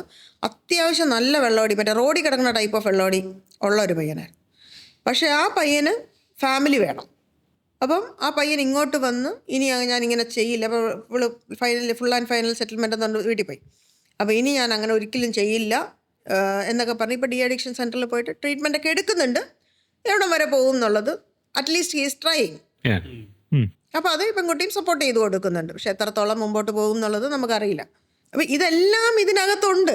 ഇതിനകത്ത് നമുക്ക് എന്തെങ്കിലും ഒരു കാരണം പറയാനുണ്ടോ? ഇന്നതാണ് കാരണം, അല്ലെങ്കിൽ ഇന്നാരുടെ ആണാണ് പ്രശ്നം, അല്ലെങ്കിൽ പെണ്ണാണ് പ്രശ്നം, സമൂഹമാണ് പ്രശ്നം, ഇതൊന്നും നമുക്ക് പറയാനില്ല. ആക്ച്വലി സ്പീക്കിംഗ് കോമൺ ഇഷ്യൂ പറയുകയാണെങ്കിൽ എന്ത് പറയാൻ പറ്റും? കോമൺ ഇഷ്യൂ പറയുകയാണെങ്കിൽ വിശപ്പില്ലായ്മ ആണ് നമ്മളുടെ കോമൺ ഇഷ്യൂ. ഇന്ന് നമ്മളുടെ കേരളത്തിലെ സിറ്റുവേഷൻ വെച്ച് നോക്കിയാൽ വിശന്നിരിക്കുന്ന ആൾക്കാരുണ്ടോ? ഇല്ല, വിശന്നിരിക്കുന്ന ആൾക്കാരില്ല. നമുക്കൊക്കെ ഓവർ ഫുഡാണ്. 2 നേരം ഭക്ഷണം കഴിച്ചുകൊണ്ടിരുന്നവർ 3 നേരം ഭക്ഷണം കഴിച്ചു തുടങ്ങി, ഇപ്പം 4 നേരം ഭക്ഷണം കഴിച്ചുകൊണ്ട് തുടങ്ങി, ഇപ്പം 6 നേരം ഭക്ഷണം. നമുക്ക് വിശക്കുന്നതിന് മുമ്പ് കഴിക്കാൻ നമ്മളുടെ മുമ്പിൽ ഭക്ഷണമുണ്ട്. അപ്പം നമ്മളുടെ ജീവിതത്തിലെ ഏറ്റവും വലിയ ഒരു പ്രശ്നം മാറി. വിശപ്പില്ല. വിശപ്പറിയാത്തത് കൊണ്ട് തന്നെ മറ്റൊന്നിനോടും ഇവന് വിലയില്ല, ഒന്നിനോടും ഒരു വിലയില്ല. അവൻ്റെ ജീവിതത്തിനോട് അവന് വിലയില്ല, അച്ഛനമ്മമാരോട് വിലയില്ല, ഗുരുക്കന്മാരോട് വിലയില്ല, ഭാര്യയോട് വിലയില്ല, മക്കളോട് വിലയില്ല, എന്തിനാ അവൻ്റെ ജീവിതത്തിനോട് പോലും അവന് വിലയില്ല. പണ്ട് കാലത്ത് എന്തുകൊണ്ട് കുടുംബം ഒന്നിച്ച് നിന്നിരുന്നു? അടുത്ത നേരം വിശക്കും, വിശപ്പൊരു വലിയ പ്രശ്നമായിട്ട് അവരുടെ മുന്നിൽ വലിയ നിൽക്കും. പ്രശ്നമായിട്ട് അവരുടെ മുമ്പിലുണ്ട്. ആ വിശപ്പിനെ ഇല്ലായ്മ ചെയ്യണമെങ്കിൽ കുടുംബം ഒന്നിച്ച് നിന്ന് പ്രയത്നിച്ചാലേ ആ വിശപ്പിനെ ഇല്ലായ്മ ചെയ്യാൻ പറ്റുള്ളൂ. ഇന്ന് ആ പ്രശ്നം ആണിനുമില്ല പെണ്ണിനുമില്ല. കോമൺ പ്രശ്നം പറഞ്ഞാൽ എനിക്ക് അതാണ് തോന്നുന്നത്. ഇന്നത്തെ എല്ലാ പ്രശ്നങ്ങൾക്കും കാരണം ഈ അമിതമായ ഭക്ഷണമാണെന്ന് ഞാൻ പറയും. വിചാരിക്കുന്നതിന് മുമ്പ് വിചാരിക്കാത്ത സാധനങ്ങളാണ് നമുക്ക് കിട്ടുന്നത്. പണ്ട് വിശപ്പ് മാറ്റാൻ നമ്മൾ കഞ്ഞിയും പയറും കഴിച്ചുകൊണ്ടിരുന്നെങ്കിൽ ഇന്ന് എത്ര പേര് കഞ്ഞിയും പയറും കഴിക്കും? റേഷനരി ചോറുണ്ണുന്ന എത്ര പേരുണ്ട്? ഇന്ന് ബിരിയാണി കഴിക്കാം, നാളെ പിസ്സ കഴിക്കാം, വേറെ എന്തെങ്കിലും കഴിക്കാം. അതേ കെയർലെസ് ആറ്റിറ്റ്യൂഡ് അവൻ്റെ ജീവിതത്തിലുണ്ട്. നമ്മൾ പറയും ഫിനാൻഷ്യൽ ഇൻഡിപെൻഡൻസ് കൊണ്ടാണ്. ഫിനാൻഷ്യൽ ഇൻഡിപെൻഡൻ്റായ എത്രയോ ഫാമിലികൾ സന്തോഷമായിട്ട് സുഖമായിട്ട് ജീവിക്കുന്നു. അതല്ലല്ലോ അപ്പം പ്രശ്നം. അമ്മായിയമ്മ പോരാണ്, അമ്മായിയച്ഛൻ പോരാണ്. അമ്മായിയമ്മ പോരും അമ്മായിയച്ഛൻ പോരും ഉള്ള എത്രയോ പേര് ഹസ്ബൻഡും വൈഫ് സന്തോഷമായിട്ട് ജീവിക്കുന്നു. ഫാമിലി ഇടപെടുന്നിടത്തും എല്ലാം അതെല്ലായിടത്തും ഒന്നിച്ച് പോകുന്നില്ലേ? എന്തെല്ലാം ദുരന്തങ്ങൾ വരുന്നവരൊന്നിച്ച് ജീവിക്കുന്നു. പിന്നെ കുറച്ച് ഭാഗത്തെങ്കിലും കണ്ടിട്ടുള്ള ഒരു കാര്യം, കുട്ടികൾക്ക് എന്തെങ്കിലും അംഗവൈകല്യത്തോടു കൂടി ജനിക്കുകയാണെങ്കിൽ ഈ സ്പൗസിൽ ആരെങ്കിലും ഒരാൾ ഇനി എനിക്ക് പറ്റില്ല എന്ന് പറഞ്ഞിട്ട് പോകുന്ന അങ്ങനത്തെ ഒരു ട്രെൻഡും ഉണ്ട്. ഒന്നിച്ച് നിന്ന് അതിന് വേണ്ടി പോരാടി ആ കുഞ്ഞിനെ നല്ല രീതിയിൽ വളർത്തുന്ന ആൾക്കാരുണ്ട്, ഇല്ലെന്നല്ല ഞാൻ പറയുന്നത്. പക്ഷേ ഇപ്പം എൻഡോസൾഫാൻ ഇഷ്യൂസ് ഉള്ള ആ ടൈപ്പ് ഓഫ് സ്ഥലങ്ങളിൽ നോക്കിയാൽ പല വീടുകളിലും അമ്മമാർ മാത്രമേ ഉള്ളൂ, അച്ഛന്മാരില്ല. വളരെ ഈസി ആയിട്ട് അവർക്ക് ഈ ബർഡൻ പറ്റില്ല, റെസ്പോൺസിബിലിറ്റി എടുക്കാൻ വയ്യ. അത് തന്നെ നമ്മളുടെ എല്ലാം ജീവിതത്തിലും ഇന്ന് കാണുന്ന ഈ കാര്യങ്ങളിലും എല്ലാം ഉണ്ട്. ആർക്കും ഒരു പ്രശ്നം വന്നാൽ അതിൽ നിന്ന് ഒളിച്ചോടാനാണ് എല്ലാവരും ശ്രമിക്കുന്നത്. അതിനെ ഒന്ന് ഫൈറ്റ് ചെയ്ത് അത് സോൾവ് ചെയ്ത് കൊണ്ടുവരിക എന്ന് പറയണത് ഒരു വലിയ ബർഡനാണ്. ഒളിച്ചോടാൻ എളുപ്പമാണ്. എനിക്ക് നിന്നെ വേണ്ട. ഇപ്പം ഈ ഞാൻ പറഞ്ഞില്ലേ, ആ അമ്മ പുറകിൽ നിന്ന് ചിരിക്കും എന്ന് പറഞ്ഞ ആ ഒരു കേസ് ഞാൻ പറഞ്ഞില്ലേ, ഞാൻ പേഴ്സണലി പോയ പയ്യനോട് സംസാരിച്ചതാണ്. അവനിങ്ങനെ റിപ്പീറ്റഡ് ആയിട്ട് മറ്റേ ബ്രോക്കൺ റെക്കോർഡ് പോലെ പറഞ്ഞുകൊണ്ടിരിക്കുകയാണ്. എനിക്കിനി പറ്റില്ല, എന്നോട് വഴക്ക് പറഞ്ഞു. എനിക്കിനി പറ്റില്ല, എന്നോട് ഇനി വഴക്ക് പറഞ്ഞു. എനിക്കിനി പറ്റില്ല, എന്നോട് വഴക്ക് പറഞ്ഞു. ഇതിങ്ങനെ പറഞ്ഞുകൊണ്ടേയിരിക്കുവാണ്. ആ ഒരു റെസ്പോൺസിബിലിറ്റി എടുത്ത്, ശരി എനിക്കൊരു തെറ്റുപറ്റി, അവൾക്കും ഒരു തെറ്റുപറ്റി, അവളെ തെറ്റായിരുത്താൽ ശരിയാണ്, റെഡിയാണ്, എന്നാൽ ഒന്നിച്ച് കൊണ്ടുപോകാൻ പറ്റുമോ എന്ന് ഞാൻ ഒരു ചാൻസും കൂടെ കൊടുത്തു നോക്കാം, അല്ലെങ്കിൽ ഞാനൊരു ചാൻസ് എടുത്തു നോക്കാം. അത് ബർഡനാണ്, ബുദ്ധിമുട്ടാണ്. അതിനൊരു വാല്യൂ ഇല്ല. കുടുംബ ബന്ധങ്ങൾക്ക് ഒരു വാല്യൂ ഇല്ല. ഞാൻ വേറൊരു സൈഡ് ചോദിച്ചോട്ടെ. അതിൻ്റെ ആണുങ്ങളെ സംബന്ധിച്ച് പല കാര്യങ്ങളിലും ഇമോഷണലി ഇപ്പം എന്തെങ്കിലും ഇത് വരുമ്പോഴത്തേക്കും ആണായിട്ട് നിൽക്കണം, അങ്ങനെ ഡീല് ചെയ്യണം, നട്ടല് വേണം അവിടെ. ഈ ഒരു കാര്യങ്ങളൊക്കെ പറഞ്ഞു പഠിപ്പിക്കുകയും അത് ശീലിക്കുകയും ചെയ്തുകൊണ്ടായിക്കൂടെ? ഇപ്പം ഇതുപോലുള്ള സിറ്റുവേഷനിൽ ഇപ്പോൾ കോമൺലി ഒരു പ്രശ്നം വരുന്ന സമയത്ത് ഹസ്ബൻഡ് ആൻഡ് വൈഫ് തമ്മിലുള്ളൊരു പ്രശ്നം വരുമ്പോൾ ഒരു സോറി പറഞ്ഞ് തീർക്കാൻ ഉള്ള മനസ്സ് അനുവദിക്കാത്തത് അതും ഒരു റീസൺ ആവാം. പണ്ട് കാലത്ത് പറയും നട്ടലോടെ നിൽക്കണം എന്ന് പറയും, പക്ഷെ ആവശ്യമുള്ളിടത്ത് നട്ടലോടെ നിൽക്കത്തുമില്ല. അതെ, ആവശ്യമുള്ളിടത്ത് നിൽക്കൂല. അതാ പറഞ്ഞ സർക്കംസ്റ്റാൻഷ്യൽ ലാംഗ്വേജ് എന്ന് പറഞ്ഞാൽ അതാ. എപ്പോഴും ആണുങ്ങൾ കല്യാണം കഴിഞ്ഞാൽ പറ്റുന്ന അവരുടെ ഏറ്റവും വലിയ പ്രശ്നം എന്താ? അമ്മയുടെയും അല്ലെങ്കിൽ സ്വന്തം കുടുംബത്തിൻ്റെയും ഭാര്യയുടെ ഇടയ്ക്ക് നിൽക്കുക എന്നുള്ളതാണ്. ഇത് ഭൂരിഭാഗവും ഇവർ തന്നെ വരുത്തി വയ്ക്കുന്ന ഒരു സാധനമാണ്. ഭാര്യ എന്തെങ്കിലും ഒരു കാര്യം ഭർത്താവിനോട് രഹസ്യമായിട്ട് ബെഡ്റൂമിൽ വെച്ച് പറയുന്നതായിരിക്കും. അമ്മ ഇന്നലെ ഇവളിങ്ങനെ പറഞ്ഞു കേട്ടാ എന്ന് പോയി കൊളുത്തി കൊടുക്കുന്നത് ഈ പുള്ളിക്കാരൻ തന്നെ ആയിരിക്കും. അമ്മ എന്തെങ്കിലും ഈ ഭാര്യയെ പറ്റി പറഞ്ഞിട്ടുണ്ടാവും, അത് നേരെ ഇപ്പുറത്ത് കൊണ്ട് കൊടുക്കുന്നതും ഈ ഭർത്താവ് തന്നെ ആയിരിക്കും. നീ വലിയ ആളൊന്നും പറയണ്ട, അമ്മ നിന്നെ പറ്റി ഇന്നലെ ഇങ്ങനെയാണ് പറഞ്ഞത്. അമ്മയും മകളും തമ്മിൽ അടിയുണ്ടാവാനായിട്ട് വേറെ ഒന്നും വേണ്ട. അതേ സമയത്ത് ഭാര്യ എന്ത് കുറ്റം തന്നെ പറഞ്ഞോട്ടെ, ഭർത്താവ് പോയിട്ട് അമ്മയെടുത്ത് അമ്മയെ ഭയങ്കര സ്നേഹമാണെന്നാണ് കേട്ടോ അവൾ പറയണേ. തിരിച്ച് ഭാര്യയുടെ അടുത്ത് വന്ന്, ചിലപ്പോൾ കള്ളമായിരിക്കും പറയുന്നേ, അമ്മ ഭാര്യയുടെ അടുത്ത് വന്നിട്ട് നിന്നെപ്പോലൊരു ഭാര്യയെ കിട്ടിയത്, മരുമോളെ കിട്ടിയത് ഭയങ്കര പുണ്യാണെന്നാണ് അമ്മ പറയണത് എന്ന് പറഞ്ഞ് തീർന്നില്ലേ? ഇവർ തമ്മിലുള്ള പ്രശ്നം തീർന്നില്ലേ? ഇത് അതിന് പകരം അങ്ങോട്ടും ഇങ്ങോട്ടും കത്തിച്ചു കൊടുക്കും. അതൊരു കാര്യം. പിന്നെ ഭാര്യയ്ക്ക് തോന്നും ഭർത്താവ് എൻ്റേത് മാത്രമായിരിക്കണം, അമ്മയ്ക്ക് തോന്നും മകൻ എൻ്റേത് മാത്രമായിരിക്കണം. കാരണം ഭാര്യയ്ക്ക് വേറെ ആരുമില്ല, അവളുടെ വീട്ടുകാരെയും നാട്ടുകാരെല്ലാം വിട്ടിട്ട് അവൾ വന്നിരിക്കുന്ന സ്ഥലമാണ്. അമ്മ ഇത്രയും കാലം വളർത്തിയ മകനാണ്. അപ്പോൾ വേറൊരു സ്ത്രീ വന്നൊരു അധികാരം വയ്ക്കുക എന്ന് പറഞ്ഞാൽ ചിലപ്പോൾ എല്ലാവർക്കും അത് താങ്ങാൻ പറ്റത്തില്ലായിരിക്കും. നമുക്കറിയത്തില്ല, അങ്ങനെ പറ്റത്തില്ലായിരിക്കും. അതായിരിക്കും കൂടുതലും പ്രശ്നങ്ങൾ വരുന്നത്. ആ സമയത്ത് ഭാര്യ വന്നൊരു പ്രശ്നം വരുമ്പോൾ പോട്ട് ഞാനുണ്ടല്ലോ നിൻ്റെ കൂടെ എന്ന് മാത്രം പറയാൻ പറ്റിയാൽ, തിരിച്ച് അമ്മ വന്നേട്ടാ നിൻ്റെ ഭാര്യ എന്താ ഇങ്ങനെ, അമ്മയുടെ അത്രയും വിവരം അവൾക്കില്ലല്ലോ അമ്മ പോട്ട് എന്ന് പറയാൻ, അതിനെ മാനേജ് ചെയ്യാൻ പറ്റിയില്ല എന്നുണ്ട്. കാരണം ഇവിടുത്തെ കോമൺ ഫാക്ടറി പുരുഷനാണ്. അതെ, ഇൻസ്റ്റാഗ്രാമിൽ വന്നൊരു ഒരു കോട്ട് വായിച്ച, പക്ഷെ ഭയങ്കര അർത്ഥവത്തായിട്ടൊരു കോട്ട് പോലെ തോന്നി. ഒരമ്മ മകനെ സ്നേഹിക്കുന്നത് ജന്മം കൊടുത്തോണ്ടാണ്. ഒരു സാധനവും ഇല്ലാതെയാണ് ഭാര്യ നിങ്ങളെ സ്നേഹിക്കുന്നത്, അല്ലെങ്കിൽ ഭർത്താവ് ഭാര്യയെ സ്നേഹിക്കുന്നു. അപ്പൊ അവർ തമ്മിലാണ് ഏറ്റവും കൂടുതൽ ആ ഒരു ബോണ്ട് വേണ്ടത്. ജീവിതകാലം മുഴുവൻ പിന്നങ്ങോട്ട് ജീവിക്കേണ്ടത് അവരാണ്. സപ്പോസ് ടു ബി അവരാണല്ലോ ജീവിക്കേണ്ടത്. 20 വയസ്സ് വരെ 22 വയസ്സ് വരെ ആയിരിക്കാം, അല്ലെങ്കിൽ 27 വയസ്സ് വരെ അമ്മയുടെ അച്ഛനെയും കൂടെ നിന്ന ഒരാൾ പിന്നീടുള്ള ജീവിതകാലം മുഴുവൻ നല്ലതിനും ചീത്തയ്ക്കും ഈ ഭാര്യയുടെ കൂടെയല്ലേ ജീവിക്കേണ്ടത്. ചിലർ പറയും എന്നെ ഇത്ര വളർത്തിക്കൊണ്ട് വന്ന അച്ഛനും അമ്മ അവരെ ഞാൻ അങ്ങനെ കളയും, പക്ഷേ ബാക്കി എല്ലാം ഉപേക്ഷിച്ച് കൂടെ വന്ന ഭാര്യ കൂടെ നിർത്തേണ്ട ഭർത്താവിന്റെ കടമയാണ്. അതെ, ഞാൻ ലേറ്റസ്റ്റ് പരിചയപ്പെട്ട ഒരു ഫാമിലി, കൊച്ചു പയ്യനാട്ടോ, he's in hardly in his 30s. അപ്പോഴേക്കൊരു പൾമണറി ആർട്ടറി ഇഷ്യൂ വന്നു. തിരിച്ച് കിട്ടില്ല എന്ന് ഹോസ്പിറ്റലിൽ നിന്ന് ഡോക്ടർമാർ പറഞ്ഞു. ഈ വൈഫ് ആ ICUവിൻ്റെ മുമ്പിൽ നിന്ന് മാറിയിട്ടില്ല. ആ പുള്ളിക്കാരി 3 ദിവസം വെള്ളം പോലും കുടിക്കാതെ അവിടെ നിന്ന് പ്രാർത്ഥിച്ചുകൊണ്ട് നിൽക്കുമായിരുന്നു. അപ്പോൾ ഇപ്പോഴും ആ ഡോക്ടേഴ്സ് പറയുന്നത് ഞങ്ങളുടെ ഒന്നും കഴിവുകൊണ്ടല്ല, ആ പെങ്കൊച്ച് മറ്റേ സത്യവാൻ സാവിത്രി പോലെ തിരിച്ച് മരണത്തിൻ്റെ കയ്യിൽ നിന്ന് അയാളെ തിരിച്ചു പിടിച്ചുകൊണ്ട് വന്നു. അങ്ങനെ സ്നേഹിച്ച് ജീവൻ കൊടുത്ത് അങ്ങോട്ടും ഇങ്ങോട്ടും സ്നേഹിക്കുന്ന ആൾക്കാരില്ലേ? ഉണ്ട്. നമ്മുടെ കൂട്ടത്തിൽ തന്നെ, നമ്മുടെ സമൂഹത്തിൽ തന്നെ ഉണ്ട്. പക്ഷെ നമ്മളത് കാണുന്നില്ല. നമ്മളിപ്പുറത്തുള്ള കാര്യങ്ങളാണ് നമ്മൾ കൂടുതലും കാണുന്നത്. പക്ഷേ കാരണം എന്താണ്, അതാണ് ന്യൂസ് ആകുന്നത്. മറ്റേത് ന്യൂസ് വാല്യൂ അല്ല. നമ്മളെപ്പോഴും നെഗറ്റീവ് ഇമോഷൻസിൻ്റെ മണ്ടയ്ക്കാണ്. നമ്മുടെ പത്രങ്ങൾ നോക്ക്, നമ്മുടെ യൂട്യൂബ് നോക്ക്. നിങ്ങൾക്കറിയാമോ ഈ നടിക്ക് എന്ത് സംഭവിച്ചു? ഉടനെ തുറന്നു നോക്കും, ഒന്നും സംഭവിച്ചില്ല. അതാണ് ആൾക്കാർ പോയി ക്ലിക്ക് ചെയ്യണം. നെഗറ്റീവ് സാധനങ്ങളിലേക്കാണ് ആൾക്കാരുടെ. ഒന്നും സംഭവിച്ചില്ല എന്ന് ആ വരിയിലേക്ക് കാണുമ്പോൾ തന്നെ ആൾക്കാരുടെ ഇൻട്രസ്റ്റ് പോയി. ഈ വക സാധനങ്ങളാണ്. പിന്നെ ഇപ്പോഴത്തെ ന്യൂ ജനറേഷൻ കുട്ടികൾ കളിക്കുന്ന വീഡിയോ ഗെയിംസ്, വണ്ടി ഇടിച്ചു കൊല്ലുന്നു, മറ്റേ ചോര ചിന്തുന്നു, അങ്ങനത്തെ ഗെയിംസാണ് കൂടുതലും ഇവർ കളിക്കുന്നത്. കൊച്ചിലേ മുതലേ ഇത് കളിച്ച് കളിച്ച് കളിച്ച് കളിച്ച് ഇമോഷൻസ് എവിടെയാ?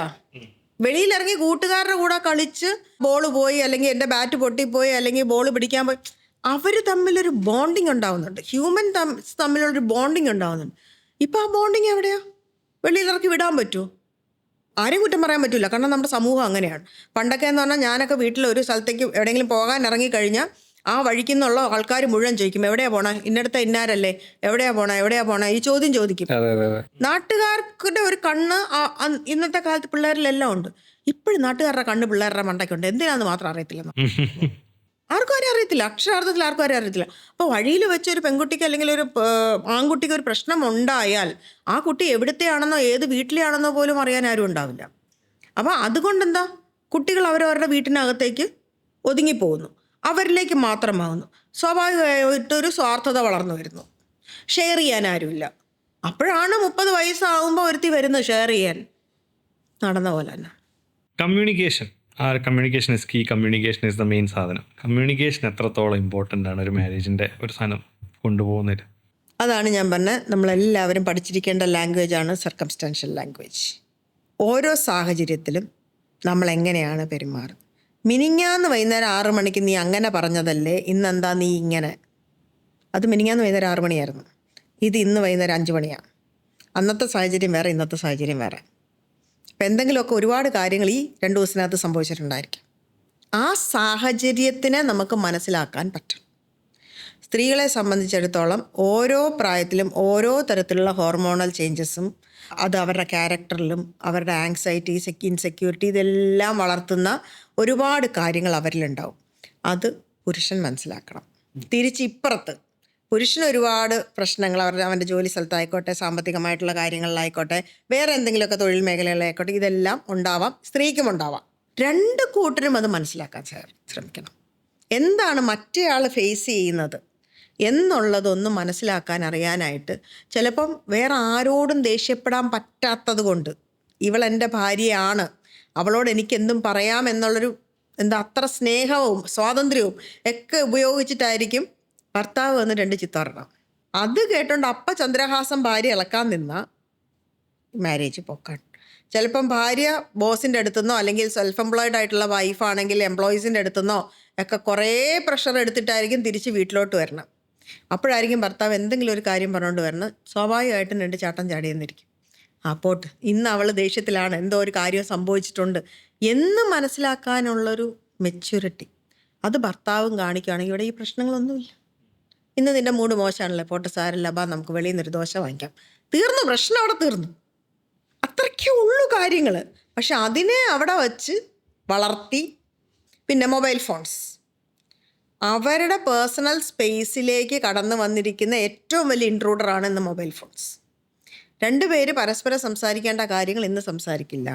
ആൾക്കാർക്ക് നന്നായിട്ട് ഇമെയിൽ അയക്കാൻ അറിയാം, വർത്താനം പറയാൻ അറിഞ്ഞുകൂടാ, എൻ്റെ പ്രശ്നം ഇതാണെന്ന് പറയാൻ അറിഞ്ഞുകൂടാ. പിന്നെ പുരുഷന്മാർക്ക് അറിഞ്ഞുകൂടാത്തൊരു മേജർ വലിയൊരു കാര്യം എന്താണെന്ന് വെച്ചാൽ, നമ്മൾ സ്ത്രീകൾ വന്നൊരു കാര്യം പറയുമ്പോൾ അതൊരു സൊല്യൂഷൻ കിട്ടാൻ വേണ്ടി പറയണമല്ല,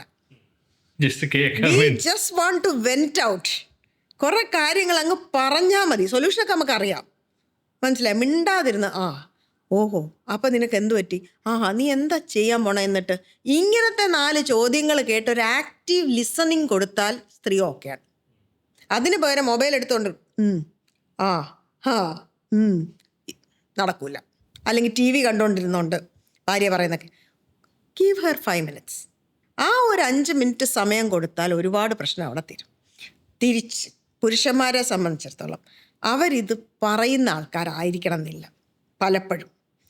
ചിലർ വന്ന് പറയാൻ ഇഷ്ടപ്പെടുന്ന ആൾക്കാരും, പക്ഷെ ഭൂരിഭാഗം ആൾക്കാരും ഒരു പ്രശ്നമുണ്ടെങ്കിൽ കുറേ നേരം ഒറ്റയ്ക്ക് മിണ്ടാതിരുന്ന് അതിനെ അനലൈസ് ചെയ്തൊരു പരിഹാരം ഉണ്ടാക്കാനായിട്ടായിരിക്കും വിചാരിക്കുന്നത്. അങ്ങനെ ആയിരിക്കും വിചാരിക്കുന്നത്. ആ സമയത്തായിരിക്കും ഭാര്യ എന്താ മിണ്ടാത്തെ, എന്താ കാര്യം, എന്നോട് പറ, മിണ്ടത്തില്ലല്ലേ. അവസാനം ഇയാൾ പൊട്ടിത്തെറിക്കുകയായിരിക്കും ചെയ്യണം. ഈ ഭാര്യ ഈ പ്രശ്നം വരുമ്പം കേൾക്കില്ല എന്ന് മാത്രമല്ല, ഇനി കേട്ടാൽ തന്നെ ഇതൊക്കെയാണോ ഒരു വലിയ പ്രശ്നം നിൻ്റെ, ഇതൊക്കെ എന്നാ പ്രശ്നം, ഇത് നീ ഇങ്ങനെ അങ്ങോട്ട് ചെയ്താൽ പോരെ, അല്ലെങ്കിൽ അങ്ങനെ അങ്ങ് ചെയ്താൽ പോരെ, ഇത് അവിടെ പോയിട്ട് അങ്ങനെ പറഞ്ഞാൽ പോരെ, ഇമെയിൽ അയച്ചാൽ പോരെ. അപ്പോൾ ഉടനെ നാച്ചുറലി ഭാര്യ പറയും, ഇയാളോട് ആരെങ്കിലും സൊല്യൂഷൻ ചോദിച്ചോ? പിന്നെ ഞാനൊന്നും പറയാനല്ലെങ്കിൽ പിന്നെ നീ എന്തിനാ എന്നോട് ഇതൊക്കെ പറയാൻ വന്നേ, മേലെ എന്നോടൊരു കാര്യം പറയാൻ വരരുത്. എവിടെ കേൾക്കാൻ, ആരോട് പറയാൻ? ഇതൊക്കെ സംഭവിക്കും. ഇതൊക്കെ എൻ്റെ വീട്ടിൽ സംഭവിക്കുന്ന കാര്യങ്ങളൊക്കെ തന്നെയാണ്. ഇതെല്ലാം നമ്മളിപ്പോൾ ഇവിടുന്ന് തിയറി പറയുന്നു. എന്തെങ്കിലും ഒരു കാര്യം ഞാൻ പറഞ്ഞുകൊണ്ട് വരുമ്പോഴത്തേക്കും എൻ്റെ ഹസ്ബൻഡ് എന്തെങ്കിലും നിന്നോട് ഇതല്ലേ പറഞ്ഞതെന്ന് വെച്ചാൽ സ്വാഭാവികമായിട്ടും ഞാൻ ഇപ്പം അതുകൊണ്ട് പറഞ്ഞു പഠിപ്പിച്ച് വെച്ചിട്ടുണ്ട്, സൊല്യൂഷന് വേണ്ടി അല്ല, എനിക്കൊന്ന് എൻ്റെ തലേന്നൊന്ന് പോകാൻ വേണ്ടി പറയുവാണ് എന്നാണ്. ഇപ്പോൾ പുള്ളി ഇങ്ങോട്ട് ചോദിക്കും, ഈ സൊല്യൂഷന് വേണ്ടി ചോദിച്ചതാണോ അതോ വെറുതെ കേൾക്കാൻ വേണ്ടി ചോദിച്ചതാണോ? അത്രേ ഉള്ള കാര്യങ്ങൾ. അത് മനസ്സിലാക്കി കഴിഞ്ഞാൽ തീരാവുന്ന പ്രശ്നങ്ങൾ. പലപ്പോഴും ഒരു പ്രശ്നവും കാണില്ല, ചില ട്രീറ്റ്മെൻറ്റിൽ തീരും. ഒരു ഫാമിലിയിൽ വലിയ കുഴപ്പമൊന്നുമില്ലാതെ പൊയ്ക്കൊണ്ടിരുന്ന ഫാമിലി, അവിടുത്തെ അമ്മ ചില ദിവസങ്ങളിൽ രാവിലെ എണീറ്റ് വരുമ്പോഴേ ആരെ കൊല്ലണം എന്ന് വരണം, നിങ്ങൾ എന്നോട് ഇങ്ങനെ ചെയ്തില്ലേ. അപ്പം ഇവരെല്ലാവരും വായും പൊളിച്ചിരിക്കുകയാണ്, ഒന്നും ചെയ്തിട്ടില്ല. എന്താ സംഭവിച്ചെന്നുള്ളവർക്ക് മനസ്സിലാവുന്നില്ല. പലരോടും പറയുന്നു ഇവരെന്നെ കൊല്ലും, ഞാൻ ഇവർക്കൊരു ബർഡൻ ആവുകയാണ് എന്നൊക്കെ ഇങ്ങനെ പല ആൾക്കാരോട് ഈ വയസ്സായ സ്ത്രീ ഇങ്ങനെ പറയുവാണ്. അപ്പം എന്തായാലും ഭാഗ്യത്തിന് അവിടുത്തെ ആൾക്കാർക്ക് ഇത്തിരി വെളിവും ബോധം ഉണ്ടായിരുന്നതുകൊണ്ട് നൈസായിട്ട് ഡോക്ടറെ വേറെ പല കാരണങ്ങളും പറഞ്ഞ് കൊണ്ടുപോയി കാണിച്ചു. അദ്ദേഹം ഒരു മരുന്ന് കൊടുത്തു, ആ പ്രശ്നം തീർന്നു. എന്താ സംഭവിച്ചതെന്ന് വെച്ചാൽ പുള്ളിക്കാരിക്ക് ഏജ് കൊണ്ട് ചെറിയ തോതിൽ ഹാലൂസിനേഷൻ സ്റ്റാർട്ട് ചെയ്തു. അപ്പം രാത്രി പുള്ളിക്കാരി കാണുന്ന സ്വപ്നങ്ങൾ അല്ലെങ്കിൽ പുള്ളിക്കാരിയുടെ നാച്ചുറൽ ആങ്സൈറ്റി, ഈ പത്രങ്ങളിൽ വായിക്കുന്ന വാർത്തകൾ, ഈ വീട്ടുകാരൻ്റെ മറ്റേ വയസ്സായ ആൾക്കാരെ കൊണ്ട് കളഞ്ഞു വൃദ്ധസദനത്തിലാക്കി, ഇങ്ങനത്തെ കുറേ കഥകൾ കേൾക്കുമല്ലോ. അപ്പോൾ ഇതെല്ലാം ഇട്ട് പ്രോസസ്സ് ചെയ്ത് പുള്ളിക്കാരി ഇതെല്ലാം ഇവർ ചെയ്തതായിട്ട് വിശ്വസിച്ച് വെക്കുക. It is A mental condition. പക്ഷെ അത് എന്ത് വേണം, ഫാമിലി തിരിച്ചറിയണം ഇതൊരസുഖമാണ്. ഇല്ലെങ്കിൽ എന്താ അതോടൊടനെ വഴക്കായില്ലേ, മരുമോള് പറയില്ലേ എന്നെ ഇങ്ങനെ ചെയ്തില്ലേ, എന്നെക്കുറിച്ച് അമ്മ അനാവശ്യം പറഞ്ഞില്ലേ എന്ന് പറഞ്ഞുകൊണ്ടിരിക്കൂല്ലേ. ഇവർ തമ്മിലുള്ള അടിക്ക് പോലും അത് കാരണമോ? പക്ഷെ അതൊന്ന് റിയലൈസ് ചെയ്യുന്ന ഇന്നിപ്പോഴത്തെ അങ്ങനത്തെ ഒരുപാട് മെൻ്റൽ ഇഷ്യൂസ്. ഒന്നാമത് മനുഷ്യൻ്റെ ലൈഫ് ലോഞ്ചിവിറ്റി കൂടി, പക്ഷെ അതനുസരിച്ചിട്ട് ക്വാളിറ്റി ഓഫ് ലൈഫ് കൂടിയോ എന്ന് ചോദിച്ചാൽ കൂടിയിട്ടുമില്ല. 80-85 വയസ്സ് 95 വയസ്സ് വരെ നമ്മൾ ജീവിച്ചിരിക്കുന്നു. പക്ഷേ പലരും 65-ാം വയസ്സിൽ മരിച്ചു. പിന്നെ കുഴിച്ചിടാത്തതുകൊണ്ട്, ശ്വാസം നിൽക്കാത്തതുകൊണ്ട് ജീവിച്ചിരിക്കുവാണ്, മരുന്നുകളും മെഡിസിനും ഇതുമെല്ലാം കൊണ്ട്. അതും നമ്മൾ മനസ്സിലാക്കണം. അങ്ങനെ വരുമ്പോൾ ഉള്ള പ്രായമായ ആൾക്കാർ പറയുന്ന കാര്യത്തിന് ആ ഗൗരവത്തോടു കൂടി മാത്രം എടുക്കാനും, എന്നാൽ വേണ്ട കാര്യങ്ങളിൽ ഗൗരവത്തോടു കൂടി എടുക്കാനും. എവിടെയാണ് നമ്മുടെ ഈ സർക്കംസ്റ്റൻസ്. ഇപ്പോൾ നമ്മൾ സംസാരിച്ചുകൊണ്ടിരുന്ന വിഷയം പോലെ തന്നെയാണ് നമ്മളിപ്പോൾ മോഡേൺ ഫാമിലീസ് ഫേസ് ചെയ്യുന്ന ഏറ്റവും വലിയ ചാലഞ്ചസ്. ഈ പറയുന്ന പ്രശ്നങ്ങൾക്കും ഡിവോഴ്സിലോട്ട് ലീഡ് ചെയ്യുന്നതിലും ഒക്കെ ഇതൊക്കെ ഒരു കാരണങ്ങളാവാം. അപ്പോൾ അതിൽ ഏറ്റവും കൂടുതൽ വരുന്ന പ്രശ്നങ്ങൾ എന്തൊക്കെയായിരിക്കും?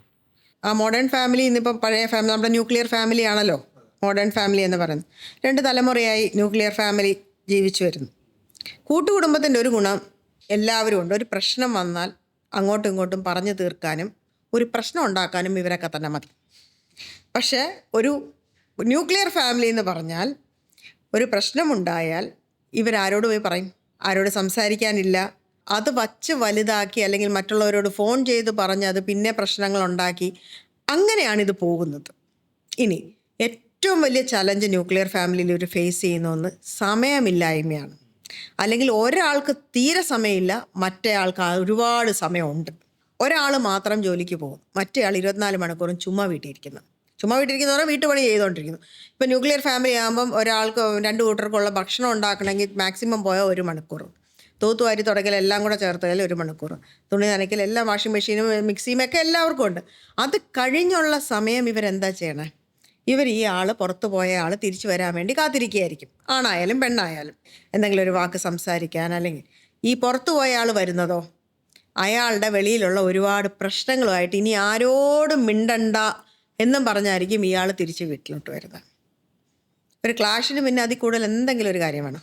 ഇനി ഇതിൻ്റെ കൂടെ ഒരു കൊച്ചു കുഞ്ഞും കൂടെ ഉണ്ടെങ്കിൽ, വീട്ടിൽ വൈഫാണ് വീട്ടിലിരിക്കുന്നതെങ്കിൽ ആരുടെയെങ്കിലും കയ്യിൽ ആ കുഞ്ഞിനെ ഒന്ന് ഏൽപ്പിക്കാം, എന്നിട്ടൊന്ന് നടുവ് നോർക്കാമെന്ന് വിചാരിച്ചായിരിക്കും അവരിയ്ക്കുന്നത്. പക്ഷെ വരുന്ന ഹസ്ബൻഡ് നേരെ കയറി കുളിയും കഴിഞ്ഞ് എന്നാൽ എന്തെങ്കിലും ഉണ്ടാക്കിയിട്ടുണ്ടോ എന്ന് ചോദിച്ച് ആ ചമ്മന്തിക്ക് ഉപ്പ് പോരാന്നൊരു കുറ്റവും കൂടെ പറഞ്ഞിട്ട് പോയി കിടന്ന് ഉറങ്ങിയാണ്. ബുദ്ധിമുട്ടാവും, തീർച്ചയായിട്ടും ബുദ്ധിമുട്ടാവും. അപ്പം ഇതൊക്കെ എന്ന് പറയുന്നത് അങ്ങോട്ടും ഇങ്ങോട്ടുമുള്ള മനസ്സിലാക്കലുകളാണ്. നിനക്കെന്താ പണി? നീ ഇവിടെ ഫുൾ ടൈം വീട്ടിൽ വെറുതെ ഇരിക്കുകയല്ലേ? വീട്ടിൽ പിടിപ്പത് പണിയുണ്ട്. പിള്ളേർ സ്കൂളിൽ പോകുന്ന അമ്മമാർക്ക് നല്ല പണിയുണ്ട്. 5 പൈസ ശമ്പളവും ഇല്ല, ചിത്തവിളിയും ഇതും ബാക്കി മാത്രം. 24 മണിക്കൂർ തീരാത്ത പണി ചിലപ്പോൾ അവർക്കുണ്ടാവും. ഹസ്ബൻഡും വൈഫും മാത്രം താമസിക്കുന്നിടത്താണ് ഞാൻ നേരത്തെ പറഞ്ഞ 1 മണിക്കൂർ കൊണ്ട് പണി തീരുന്ന കാര്യം വരുന്നത്. കുട്ടികളുണ്ടെങ്കിൽ പിക്ചർ മാറി. അവരെ സ്കൂളിൽ വിടണം, തിരിച്ചൊരു വൈകുന്നേരം വരുമ്പോഴത്തേക്കുള്ള ഫുഡ് ഉണ്ടാക്കി വെക്കണം. അത് കഴിഞ്ഞ് അവരെ ട്യൂഷന് വിടണമെങ്കിൽ വിടണം, വീട്ടിൽ ഇരുത്തി പഠിപ്പിക്കണം. ഇതിൻ്റെയൊക്കെ ഇടയ്ക്കുള്ളൊരു ബഹളവും ടെൻഷനും ഇത് അവർക്കെന്ന് പറഞ്ഞൊരു മീ സ്പേസ് ഒരിക്കലും ഉണ്ടാവില്ല. അപ്പോൾ ആ മീ സ്പേസ് കിട്ടാതെ വരുമ്പോഴത്തേക്കും കുറച്ച് നാൾ കഴിയുമ്പോഴത്തേക്കും ഇത് ഭയങ്കര ഒരു ഫ്രസ്ട്രേഷനായിട്ട് ഇത് പൊട്ടിത്തെറിക്കുകയാണ് സാധാരണഗതി ചെയ്യുന്നത്. ഇത് പൊട്ടിത്തെറിക്കുമ്പോൾ എന്നാൽ ഇന്ന കാരണം കൊണ്ടാണ് ഇത് പൊട്ടിത്തെറിക്കുന്നത് എന്നുള്ളത് അപ്പുറത്തെ ആൾക്ക് മനസ്സിലാവില്ല.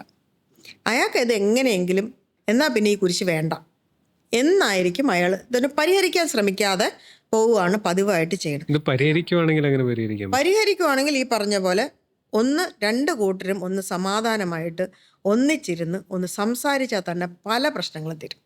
എന്താ നിൻ്റെ പ്രശ്നം? അപ്പോൾ അവൾ ചിലപ്പോൾ ആദ്യം കുറച്ച് ചൂടായിരിക്കും, നിങ്ങൾ ഇതല്ലേ ചെയ്തത്, നിങ്ങൾ അതല്ലേ ചെയ്തത്, മറ്റേതല്ലേ മറിച്ച്. ഐ എം സോറി, എനിക്കത് മനസ്സിലായില്ലായിരുന്നു, ഞാൻ ഇനി മുതൽ ഞാൻ ശ്രദ്ധിച്ചോളാം എന്ന് വാക്ക് പറയുകയും അത് അതുപോലെ പ്രവർത്തിക്കുകയും ചെയ്ത പ്രശ്നം തീർന്നില്ലേ? തിരിച്ച് ഭാര്യയും നിങ്ങൾ ഇതൊക്കെ ഈ പ്രശ്നത്തിൽ കൂടെയൊക്കെയാണോ പൊയ്ക്കൊണ്ടിരുന്നത്, ഞാനത് അറിഞ്ഞില്ല, നമുക്കത് ഇന്ന മേക്ക് എ പ്ലാൻ. നിങ്ങളുടെ ജീവിതത്തിന് 2 പേരെയും കൂടെ ഉൾക്കൊള്ളിച്ചുകൊണ്ടൊരു പ്ലാൻ ഉണ്ടാക്കുക. ഈ ജോലി ആണെങ്കിലും എന്തായാലും ഡിവൈഡ് ചെയ്യുന്നത് പോലെ ഒരു പ്ലാൻ ഉണ്ടാക്കുക. പരസ്പരം എന്ത് വന്നാലും ഇത് നമ്മുടെ കുടുംബമാണ്, ഇത് നമ്മളാണ് ഒന്നിച്ച് കൊണ്ടുപോകേണ്ടത്, വേറൊരാൾക്ക് ഇതിനകത്ത് റോളില്ല. അപ്പം നമ്മൾ തന്നെ ഇതെല്ലാം ചെയ്യണം എന്നൊരു തീരുമാനം എടുത്ത് ഒന്നിച്ച് മുമ്പോട്ട് പോവുകയാണെങ്കിൽ ഈ വക പ്രശ്നങ്ങളൊന്നും ഉണ്ടാവില്ല. നമ്മളിവിടെ നിന്ന് ചർച്ചയും ചെയ്യണ്ട. വേറൊരു സൈഡ് എന്ന് പറഞ്ഞു കഴിഞ്ഞാൽ ഇതിനകത്തുള്ള കുഞ്ഞുങ്ങൾ, അപ്പം പാരൻസ് ചൈൽഡ് റിലേഷൻ, അത് ഇതിനകത്ത് വരുന്ന വേറൊരു പ്രശ്നം. സമയമില്ലായ്മ അവിടെ ഒരു വലിയ പ്രശ്നമാണ്. കുട്ടികളുടെ കയ്യിൽ മൊബൈൽ ഫോണുണ്ട്. കുട്ടികൾ അച്ഛനും അമ്മയായിട്ട് കളിച്ചുകൊണ്ടിരുന്ന സമയം ഇന്നിപ്പോൾ ഇല്ല. എങ്ങനെയാണ് കൊച്ചു കുഞ്ഞുങ്ങൾക്ക് ഭക്ഷണം കൊടുക്കണത്? ഫോൺ കാണിച്ചാണ് ഭക്ഷണം കൊടുക്കുന്നത്. അപ്പോൾ ആ കുഞ്ഞുങ്ങൾ എന്താണ്, സ്വാഭാവികമായിട്ടും ഫോണിലേക്ക് അഡിക്റ്റഡാണ്. കരയാതിരിക്കാൻ വേണ്ടി ഫോണെടുത്ത് നമ്മൾ കൈ കൊടുക്കുന്നു. എന്നാൽ അതിൻ്റെ കൂടെ ഇരുന്ന് കളിക്കുക എന്നുള്ളത് ട്രെയിനിൽ നോക്കിയാൽ അറിയാം. അച്ഛനും അമ്മയും മൊബൈലിൽ തൊണ്ടിക്കൊണ്ടിരിക്കുകയായിരിക്കും, കൊച്ചിൻ്റെ കയ്യിൽ ഒരു ഫോൺ കൊടുത്തിട്ടുണ്ടാവും. അപ്പോൾ ട്രെയിനിൽ മുഴുവൻ സമയം ആ കൊച്ച് അതാണ് കളിച്ചുകൊണ്ടിരിക്കുന്നത്. ഈ അച്ഛനും അമ്മയും കുഞ്ഞിനോട് സംസാരിക്കുന്ന പോലുമില്ല. ആ കൊച്ച് വളർന്ന് വലുതാകുമ്പോൾ അവൻ വേറെ ആരോടെങ്കിലും സംസാരിക്കണം എന്ന് പറഞ്ഞാൽ എങ്ങനെ പറ്റണേ? അതെങ്ങനെയാണ് അത് പറ്റണേ? എന്നാൽ ട്രെയിനിൽ ഒന്നിച്ച് പോവുകയാണ്. ഞാൻ വീട്ടിലെ കാര്യം പറയുന്നില്ല, ട്രെയിനിൽ അച്ഛനും അമ്മയും കൊച്ചും കൂടെ ഒന്നിച്ച് പോകുമ്പോഴത്തെ കാര്യമാണ് നമ്മൾ സ്ഥിരം കാണുന്നൊരു കാര്യമാണ്. ആ സമയത്ത് ഇവർക്ക് 3 പേർക്കും കൂടെ എന്തെല്ലാം കളികൾ കളിക്കാം, കൊച്ചിനെ ഒന്ന് എൻഗേജ്ഡ് ആക്കി വയ്ക്കാം. വീട്ടിലും അതെ, പകലും മുഴുവൻ ജോലി ചെയ്തിട്ടായിരിക്കും ഹസ്ബൻഡും വൈഫും വീട്ടിലോട്ട് വരുന്നത്. കൊച്ചിനെ ഏതെങ്കിലും ഡേ കെയറിലായിരിക്കും, അല്ലെങ്കിൽ സ്കൂളിലായിരിക്കും, അല്ലെങ്കിൽ വീട്ടിലൊരായായിരിക്കും നോക്കുന്നത്. കൊച്ച് വെയിറ്റ് ചെയ്യായിരിക്കും അച്ഛനും അമ്മയും വരാൻ വേണ്ടിയിട്ട്. കൊച്ച് എന്തൊക്കെ തരം സ്ട്രെസ്സിൽ കൂടെ ആയിരിക്കും ആ ദിവസം കടന്നു പോയിട്ടുണ്ടാവുക എന്ന് നമുക്കറിയില്ല. അതെല്ലാം ഒന്ന് പറയാനായിട്ട് കൊച്ച് വെയിറ്റ് ചെയ്യായിരിക്കും. അപ്പോൾ അച്ഛനും അമ്മയും വരുന്നു, അവരുടേതായ തിരക്കിലേക്ക് വരുന്നു, എന്തെങ്കിലും ഭക്ഷണം ഉണ്ടാക്കി കൊച്ചിൻ്റെ വായിൽ തള്ളിക്കയറ്റി കൊടുക്കുന്നു. കൊച്ചത് കഴിച്ചില്ല എന്നിരിക്കുന്നു. എന്താ പഠിക്കാത്തതെന്ന് മാർക്ക് കുറയാതെ ഞാൻ എന്താണെന്ന് ചോദിച്ചു 4 വഴക്ക് പറയുന്നു, തീർന്നു. പോയി കിടന്നുറങ്ങണ്ട, നാളെ രാവിലെ നേരത്തെ എണീക്കണ്ടേ. നാളെ അവനാണ് അടുത്ത ഭർത്താവ്. ഇനി എന്തുകൊണ്ട് ഇത് ഈ അച്ഛനെയും അമ്മയും വളർത്തിയത് അവരുടെ പേരൻസ് ആയ ഒരു ന്യൂക്ലിയർ ഫാമിലിയിലാണ്. ഇവർ ഈ വഴിക്കാണ് വന്നിരിക്കുന്നത്. അവർക്കതേ അറിയാവുള്ളൂ, അവരതാ കണ്ടിരിക്കുന്നത്. ചിലപ്പോൾ അതിൽ രണ്ടിൽ ആരുടെയെങ്കിലും ഒരാളുടെ അച്ഛനും അമ്മയും പിരിഞ്ഞു പോയിട്ടുള്ളവരായിരിക്കാം, നേരത്തെ മരിച്ചു പോയവരായിരിക്കാം. ആ ഒരു പേരൻറ്റിങ്ങിൻ്റെ സുഖവും അതിൻ്റെ ഒരു ഇഴയെടുപ്പവും അറിഞ്ഞിട്ടില്ലാത്ത ആൾക്കാരാണെങ്കിൽ അവരെങ്ങനെ താഴോട്ട് കൊടുക്കുന്നത്? ഇപ്പോൾ ഇതിന് വേറെ സൈഡോട് ചോദിച്ചോട്ടെ. പുതിയ ജനറേഷനിൽ അച്ഛനമ്മ ആ പാരൻസ് തമ്മിലുണ്ടാകുന്ന പ്രശ്നങ്ങൾ കണ്ട് വളർന്നൊരു കുട്ടിയാന്ന് വിചാരിക്കുക. ഹസ്ബൻഡ് മീൻസ് അച്ഛനും അമ്മയും തമ്മിലുള്ള വഴക്ക്, അടി, അക്രമം, അങ്ങോട്ടും ഇങ്ങോട്ടുള്ള പ്രശ്നങ്ങളെല്ലാം കണ്ട് വളർന്നിട്ടുണ്ട്. ഈ കുഞ്ഞ് വളർന്ന് വലുതായി ഒരു അച്ഛനാകുന്ന സമയത്ത് വിചാരിക്കുകയാണ്, ഓക്കെ, ഞാൻ കുഞ്ഞിലെ അനുഭവിച്ച പ്രശ്നങ്ങളും ട്രോമയും അത് എൻ്റെ കുഞ്ഞോ അല്ലെങ്കിൽ എൻ്റെ ഭാര്യയ്ക്കോ ആ ഒരു രീതിയിലോട്ട് വരാൻ താല്പര്യപ്പെടുന്നില്ല എന്നും, അതുകൊണ്ട് തന്നെ അതിനെ കവർ ചെയ്തുകൊണ്ട് നല്ലൊരു ഭർത്താവായിട്ടും നല്ലൊരു അച്ഛനായിട്ടും ജീവിക്കുന്ന, അല്ലെങ്കിൽ നല്ലൊരു അമ്മയായിട്ടും നല്ലൊരു ഭാര്യയായിട്ടും ജീവിക്കുന്ന ആൾക്കാരും ഇല്ലേ? ഉണ്ട്. പക്ഷേ അൺഫോർച്ചുനേറ്റ്ലി എന്താ സംഭവിക്കുന്നതെന്ന് വെച്ചാൽ ഇതൊക്കെ നല്ല മെൻ്റൽ ഹെൽത്തുള്ള ഒരു വ്യക്തി ചിന്തിക്കുന്നതാണ്. എനിക്കുണ്ടായത് എൻ്റെ കുഞ്ഞിനോ ഭാര്യയ്ക്കോ ഉണ്ടാവരുത്, എൻ്റെ ജീവിതം അങ്ങനെ ആവരുത് എന്ന് വിചാരിക്കുന്നത് വളരെ നല്ലൊരു മെൻ്റൽ ഹെൽത്തുള്ളൊരു വ്യക്തി തീരുമാനിക്കുന്നതാണ്. പക്ഷെ ഈ കുഞ്ഞിന് അല്ലെങ്കിൽ ആ പിതാവ് കുഞ്ഞായിരുന്ന സമയത്ത് അയാൾക്ക് കിട്ടിയിട്ടുള്ള ട്രോമയുടെ ഇമ്പാക്റ്റ് എന്താണെന്നുള്ളത് അറിയത്തില്ല. അപ്പം അത് അയാളുടെ ക്യാരക്ടർ ഫോർമേഷനിൽ എന്താണ് വ്യത്യാസം ഉണ്ടാക്കിയിരിക്കുന്നതെന്ന് അറിയില്ല. അപ്പം അത് പുറത്തേക്ക് വരുന്നത് എങ്ങനെയാണെന്ന് നമുക്കറിയത്തില്ല. അയാളുടെ ബോധപൂർവമായ ഇൻറ്റൻഷൻ എന്ത് തന്നെ ആയാലും പുറത്തേക്ക് വരുന്നത് മറ്റു കാര്യങ്ങളാണെങ്കിൽ ഇതെല്ലാം പാളിയില്ലേ? കുടുംബങ്ങൾ ലൈക്ക് ഈ മാരിഡ് ഡിവോഴ്സസിലൊക്കെ എത്താനുള്ള മെയിൻ കാര്യമാണ് സെക്ഷൽ ഫ്രസ്ട്രേഷൻസ്. ഭാര്യയ്ക്ക് സാറ്റിസ്ഫൈ ആവുന്നില്ല, അല്ലെങ്കിൽ ഭർത്താവിന് സാറ്റിസ്ഫൈ ആവുന്നില്ല. അതുപോലെ തന്നെ വേറെ റീസൺ ആവാം, വികലമായ സെക്ഷൽ ഫാൻറ്റസീസ് ഉള്ള ഭാര്യ ഭർത്താക്കന്മാർ. ഞാൻ അതാണ് നേരത്തെ പറഞ്ഞ ആ സ്റ്റോറി വീട്ടിൽ നിന്ന് ഇപ്പോൾ വെളിയിൽ വിടില്ല എന്ന് പറഞ്ഞ ആ കഥ അത് തന്നെയാണ്. സെക്ഷലി ഫ്രസ്ട്രേറ്റഡ് ആയിട്ടുള്ള വ്യക്തികൾ അല്ലെങ്കിൽ വ്യക്തി സ്പൗസിനെ നിർബന്ധമായിട്ട് അയാളുടെ സോക്കോൾഡ് ഫാൻറ്റസീസിലേക്ക് വിളിക്കുന്നു. ഭാര്യയ്ക്ക് അതിനകത്ത് താല്പര്യമില്ല. അപ്പം സംശയമായി, നീ എനിക്കിത് സാധിച്ചു തരാത്തത് നിനക്ക് വേറെ ആൾക്കാരുമായിട്ട് അഫെയർ ഉള്ളത് കൊണ്ടാണോ? ശരിക്കും പറഞ്ഞാൽ അവരൊരു നല്ല സൈക്കാട്രിക് ട്രീറ്റ്മെൻറ്റ് എടുക്കണം. പക്ഷേ അയാൾ ഒരു കാരണവശാലും വരാൻ തയ്യാറല്ല. നീ എൻ്റെ ഈ പ്രശ്നം പുറത്ത് പറയാൻ പാടില്ല എന്നുള്ളതായിരുന്നു ഫസ്റ്റ് ജോലി. അത് നമ്മൾ പൊളിച്ചു. പറയാതിരിക്കാൻ പറ്റത്തില്ലാത്തൊരു സാഹചര്യം വന്നു. അപ്പം കൊച്ചിൻ്റെ തലയടിച്ച് പൊട്ടിച്ചു കളഞ്ഞു. അപ്പം പോലീസിൽ പോയി ഇത് സംസാരിക്കേണ്ട സിറ്റുവേഷൻ ഉണ്ടായി. എന്തുകൊണ്ട് എന്നുള്ളത് പറയേണ്ട സാഹചര്യം വന്നു.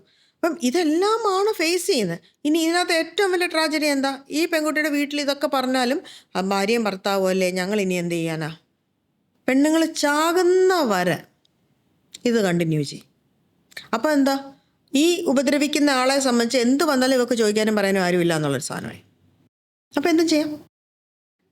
എനിക്കുള്ളതൊരു ഒരു പ്രശ്നമാണെന്ന് ഞാൻ റിയലൈസ് ചെയ്താലല്ലേ ഞാനൊരു ട്രീറ്റ്മെൻറ്റിന് പോവുള്ളൂ. എന്താ കുഴപ്പം? ഇതൊക്കെ എല്ലായിടത്തും നടക്കുന്നതല്ലേ. ഇത് നമുക്ക് സഹിച്ചാൽ എന്താ? അതിനല്ലേ ഇവളെൻ്റെ ഭാര്യയായിട്ടിരിക്കുന്നത് എന്ന് വിചാരിക്കുന്ന ഒരാളെ എന്ത് നമുക്ക് ട്രീറ്റ് ചെയ്യാൻ പറ്റും? ഈ പ്രശ്നങ്ങൾ നമ്മളിപ്പം ഐഡൻറ്റിഫൈ ചെയ്യുകയാണെങ്കിൽ ഒരു കുടുംബത്തിൽ നടക്കുന്ന ഒരു പ്രശ്നം, ഇതുപോലുള്ള പല പ്രശ്നങ്ങളും ഐഡൻറ്റിഫൈ ചെയ്യാൻ പറ്റുന്ന ഒത്തിരി പൊട്ടിത്തെറികൾ കഴിഞ്ഞിട്ടാണ് ഇത് പുറത്തോട്ട് വരിക. ഒരു ഭർത്താവിന് അല്ലെങ്കിൽ ഒരു ഭാര്യയ്ക്ക് ഇങ്ങനൊരു പ്രശ്നമുണ്ട് എന്നുള്ള കാര്യം പുറത്തോട്ട് കൊണ്ടുവരുന്ന അവരോര് തീരുമാനിച്ചൊരു പ്രശ്നം കണ്ടുപിടിച്ച് പോവുകയാണെങ്കിൽ നമുക്ക് സൈക്കോളജിസ്റ്റ് എന്നൊക്കെ പറഞ്ഞു പോകാം. പക്ഷെ അൺഫോർച്ചുനേറ്റ്ലി അങ്ങനെയല്ല സംഭവിക്കുന്നത്. ഇതൊരു വയലൻസിലേക്ക് പോകുന്നു, അടിപിടിയാകുന്നു, ബഹളമാകുന്നു, ഇറങ്ങിപ്പോക്കുന്നു, ഇങ്ങനത്തെ കുറേ കാര്യങ്ങൾ ഇതിനകത്ത് നടക്കുന്നു. അല്ലെങ്കിൽ കാരണം ഒരു ലോ ആൻഡ് ഓർഡർ സിറ്റുവേഷനിലേക്ക് പലപ്പോഴും ഫാമിലി ബന്ധങ്ങൾ പോകുന്നുണ്ട്. ആ സമയത്ത് ഇവരാദ്യം ചെന്ന് കയറുന്ന സ്ഥലം പോലീസ് സ്റ്റേഷനാണ്. ആ പോലീസ് സ്റ്റേഷനിൽ നിന്ന് ഇവർക്ക് കിട്ടുന്ന പ്രതികരണം എന്താണ് എന്നുള്ളതിനെ ഡിപ്പെൻഡ് ചെയ്തിരിക്കും പിന്നെ അവരുടെ അങ്ങോട്ടുള്ള കുടുംബജീവിതം. പക്ഷേ അൺഫോർച്ചുനേറ്റ്ലി നമ്മുടെ police is not at all trained to handle such situations. പറയാതിരിക്കാൻ വയ്യ. അവരാരുടെയെങ്കിലും അഭിപ്രായത്തിൽ അവരുടെ സബ് കോൺഷ്യസ് എന്താണോ പറയുന്നത്, അല്ലെങ്കിൽ അവരുടെ ഫാമിലി ബാക്ക്ഗ്രൗണ്ട് എന്താണോ, അവരുടെ കളക്റ്റീവ് കമ്മ്യൂണിറ്റി എന്താണോ, അവരുടെ സോഷ്യൽ ബാക്ക്ഗ്രൗണ്ട് എന്താണോ, ഓരോ പോലീസുകാരൻ്റെയും അല്ലെങ്കിൽ പോലീസുകാരിയുടെയും ഇവർ ചെന്ന് എത്തുന്ന ആരാണോ അവരുടെ മനോനില അനുസരിച്ചിട്ടായിരിക്കും പ്രതികരിക്കും. എൻ്റെ ഒരു കേസിലെ ഒരു ക്ലയൻറ്റ് ഇതുപോലെ സഹിക്കാൻ പറ്റാതെയാണ്, വേറെ നിവർത്തിയില്ലാതെ പോലീസ് സ്റ്റേഷനിൽ കംപ്ലയിൻറ്റ് ചെയ്യാൻ കൊടുത്തത്. അന്ന് അവിടെ ഉണ്ടായിരുന്ന ഒരു പോലീസുകാരി വളരെ വിശദമായിട്ട് ഇവരെ ഉപദേശിച്ചത്, സ്ത്രീ എന്ന് പറഞ്ഞാൽ പുരുഷന് കീഴടങ്ങി ജീവിക്കേണ്ട ഒരാളാണ്, കുടുംബം മുമ്പോട്ട് പോകണമെങ്കിൽ സ്ത്രീ ഇതെല്ലാം സഹിച്ചേ മതിയാകൂ, അതുകൊണ്ട് മോള് സമാധാനമായിട്ട് വീട്ടിൽ പോയി ഭർത്താവ് എന്താണോ പറയുന്നത് അതനുസരിച്ച് ജീവിക്കും. ഉജ്ജ്വലം വളരെ സ്നേഹമായിട്ട്, അവർ ഒരു മോശമായിട്ടും അല്ല പറഞ്ഞ്, വളരെ സ്നേഹമായിട്ടാണ് ആ പെൺകുട്ടിയെ ഉപദേശിച്ചത്. പക്ഷേ നിക്കക്കള്ളി ഇല്ലാഞ്ഞിട്ടല്ലേ അവൾ ആ കുടുംബത്തിൽ നിന്ന് ഇറങ്ങി പോലീസ് സ്റ്റേഷനിൽ വന്നത്, അതവർ മറന്നുപോയി. ഇനി ടൈംലി ഇൻ്റർവെൻഷൻ, ഒരു പ്രശ്നമുണ്ടായി കൃത്യം ആ സമയത്തൊന്ന് ഇൻ്റർഫിയർ ചെയ്ത് ഇതിനകത്ത് ഒരു പരിഹാരം ഉണ്ടാക്കാൻ ഇവരൊന്ന് ശ്രമിക്കുകയാണെങ്കിൽ, ആരാണോ കുറ്റക്കാർ അവരെ ഒന്ന് താക്കീത് ചെയ്ത് വിടാൻ ശ്രമിക്കുകയാണെന്നുണ്ടെങ്കിൽ ചിലപ്പോൾ ഒരുപാട് പ്രശ്നങ്ങൾ അവിടെ തീരും. അതിന് പകരം അതിനെ ഒന്ന് കത്തിച്ചാണ് പലപ്പോഴും വിടുന്നത്. ഇപ്പം പോലീസ് സ്റ്റേഷനിൽ കൗൺസിലിംഗ് സെൻറ്റേഴ്സൊക്കെ ഉണ്ട്, ഒരു സൈക്കോളജിസ്റ്റ് ഉണ്ട്, സൈക്കാട്രിസ്റ്റ് ഉണ്ട്, ഇവർ സംസാരിക്കും, കൗൺസിലിങ്ങും ഒക്കെ പോലീസ് സ്റ്റേഷനിൽ തന്നെ കൊടുക്കുന്നുണ്ട്. പക്ഷേ അതൊരു അന്തരീക്ഷം ശരിയല്ല. ചുറ്റും നിൽക്കുന്ന പോലീസുകാരാണ്, അവരുടെ മുമ്പിൽ വെച്ച് പറയാൻ പറ്റാത്ത കുറേ കാര്യങ്ങൾ കാണും. ഒരു സ്ത്രീക്ക് അല്ലെങ്കിൽ ഒരു പുരുഷനായിക്കോട്ടെ, അവർക്ക് പറയാൻ പറ്റാത്ത ഒരുപാട് കാര്യങ്ങൾ കാണും.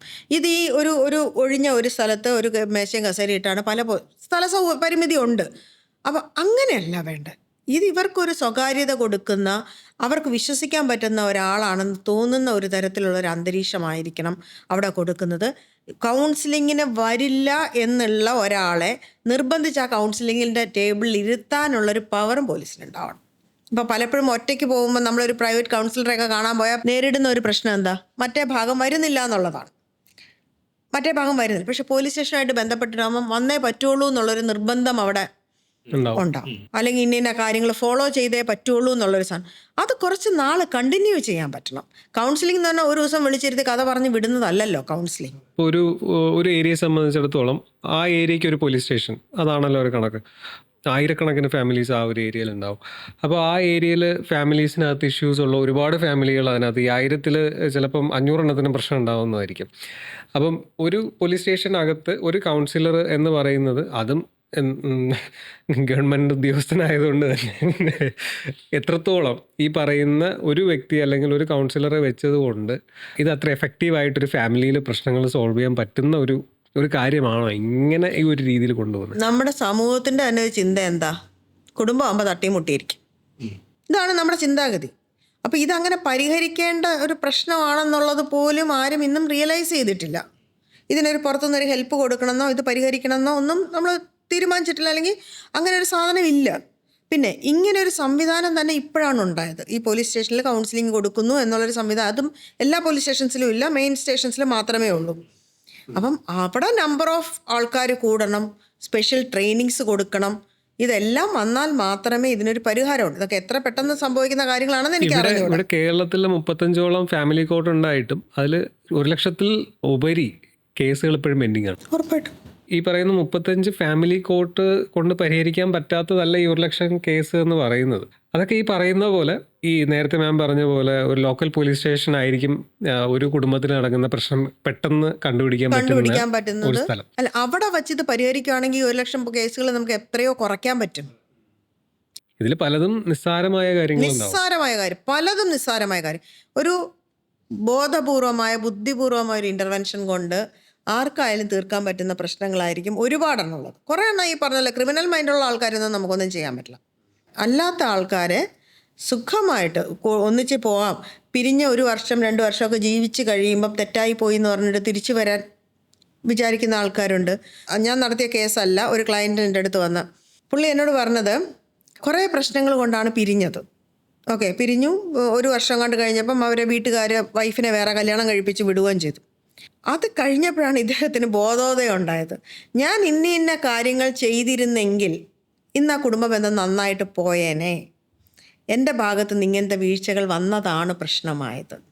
പക്ഷേ ഇനി പറഞ്ഞിട്ടെന്താ കാര്യം, അവർ വേറെ കല്യാണം കഴിച്ച് പോവുകയും ചെയ്തു. ആ ഒരു റിയലൈസേഷൻ അവരിലുണ്ടാക്കാൻ നമുക്ക് ഹെൽപ്പ് ചെയ്യാൻ പറ്റുന്നുണ്ടെങ്കിൽ ഒരുപാട് ബന്ധങ്ങൾ നല്ല രീതിക്ക് പോകും. ഇത് ജീവിതങ്ങളല്ലേന്നേ.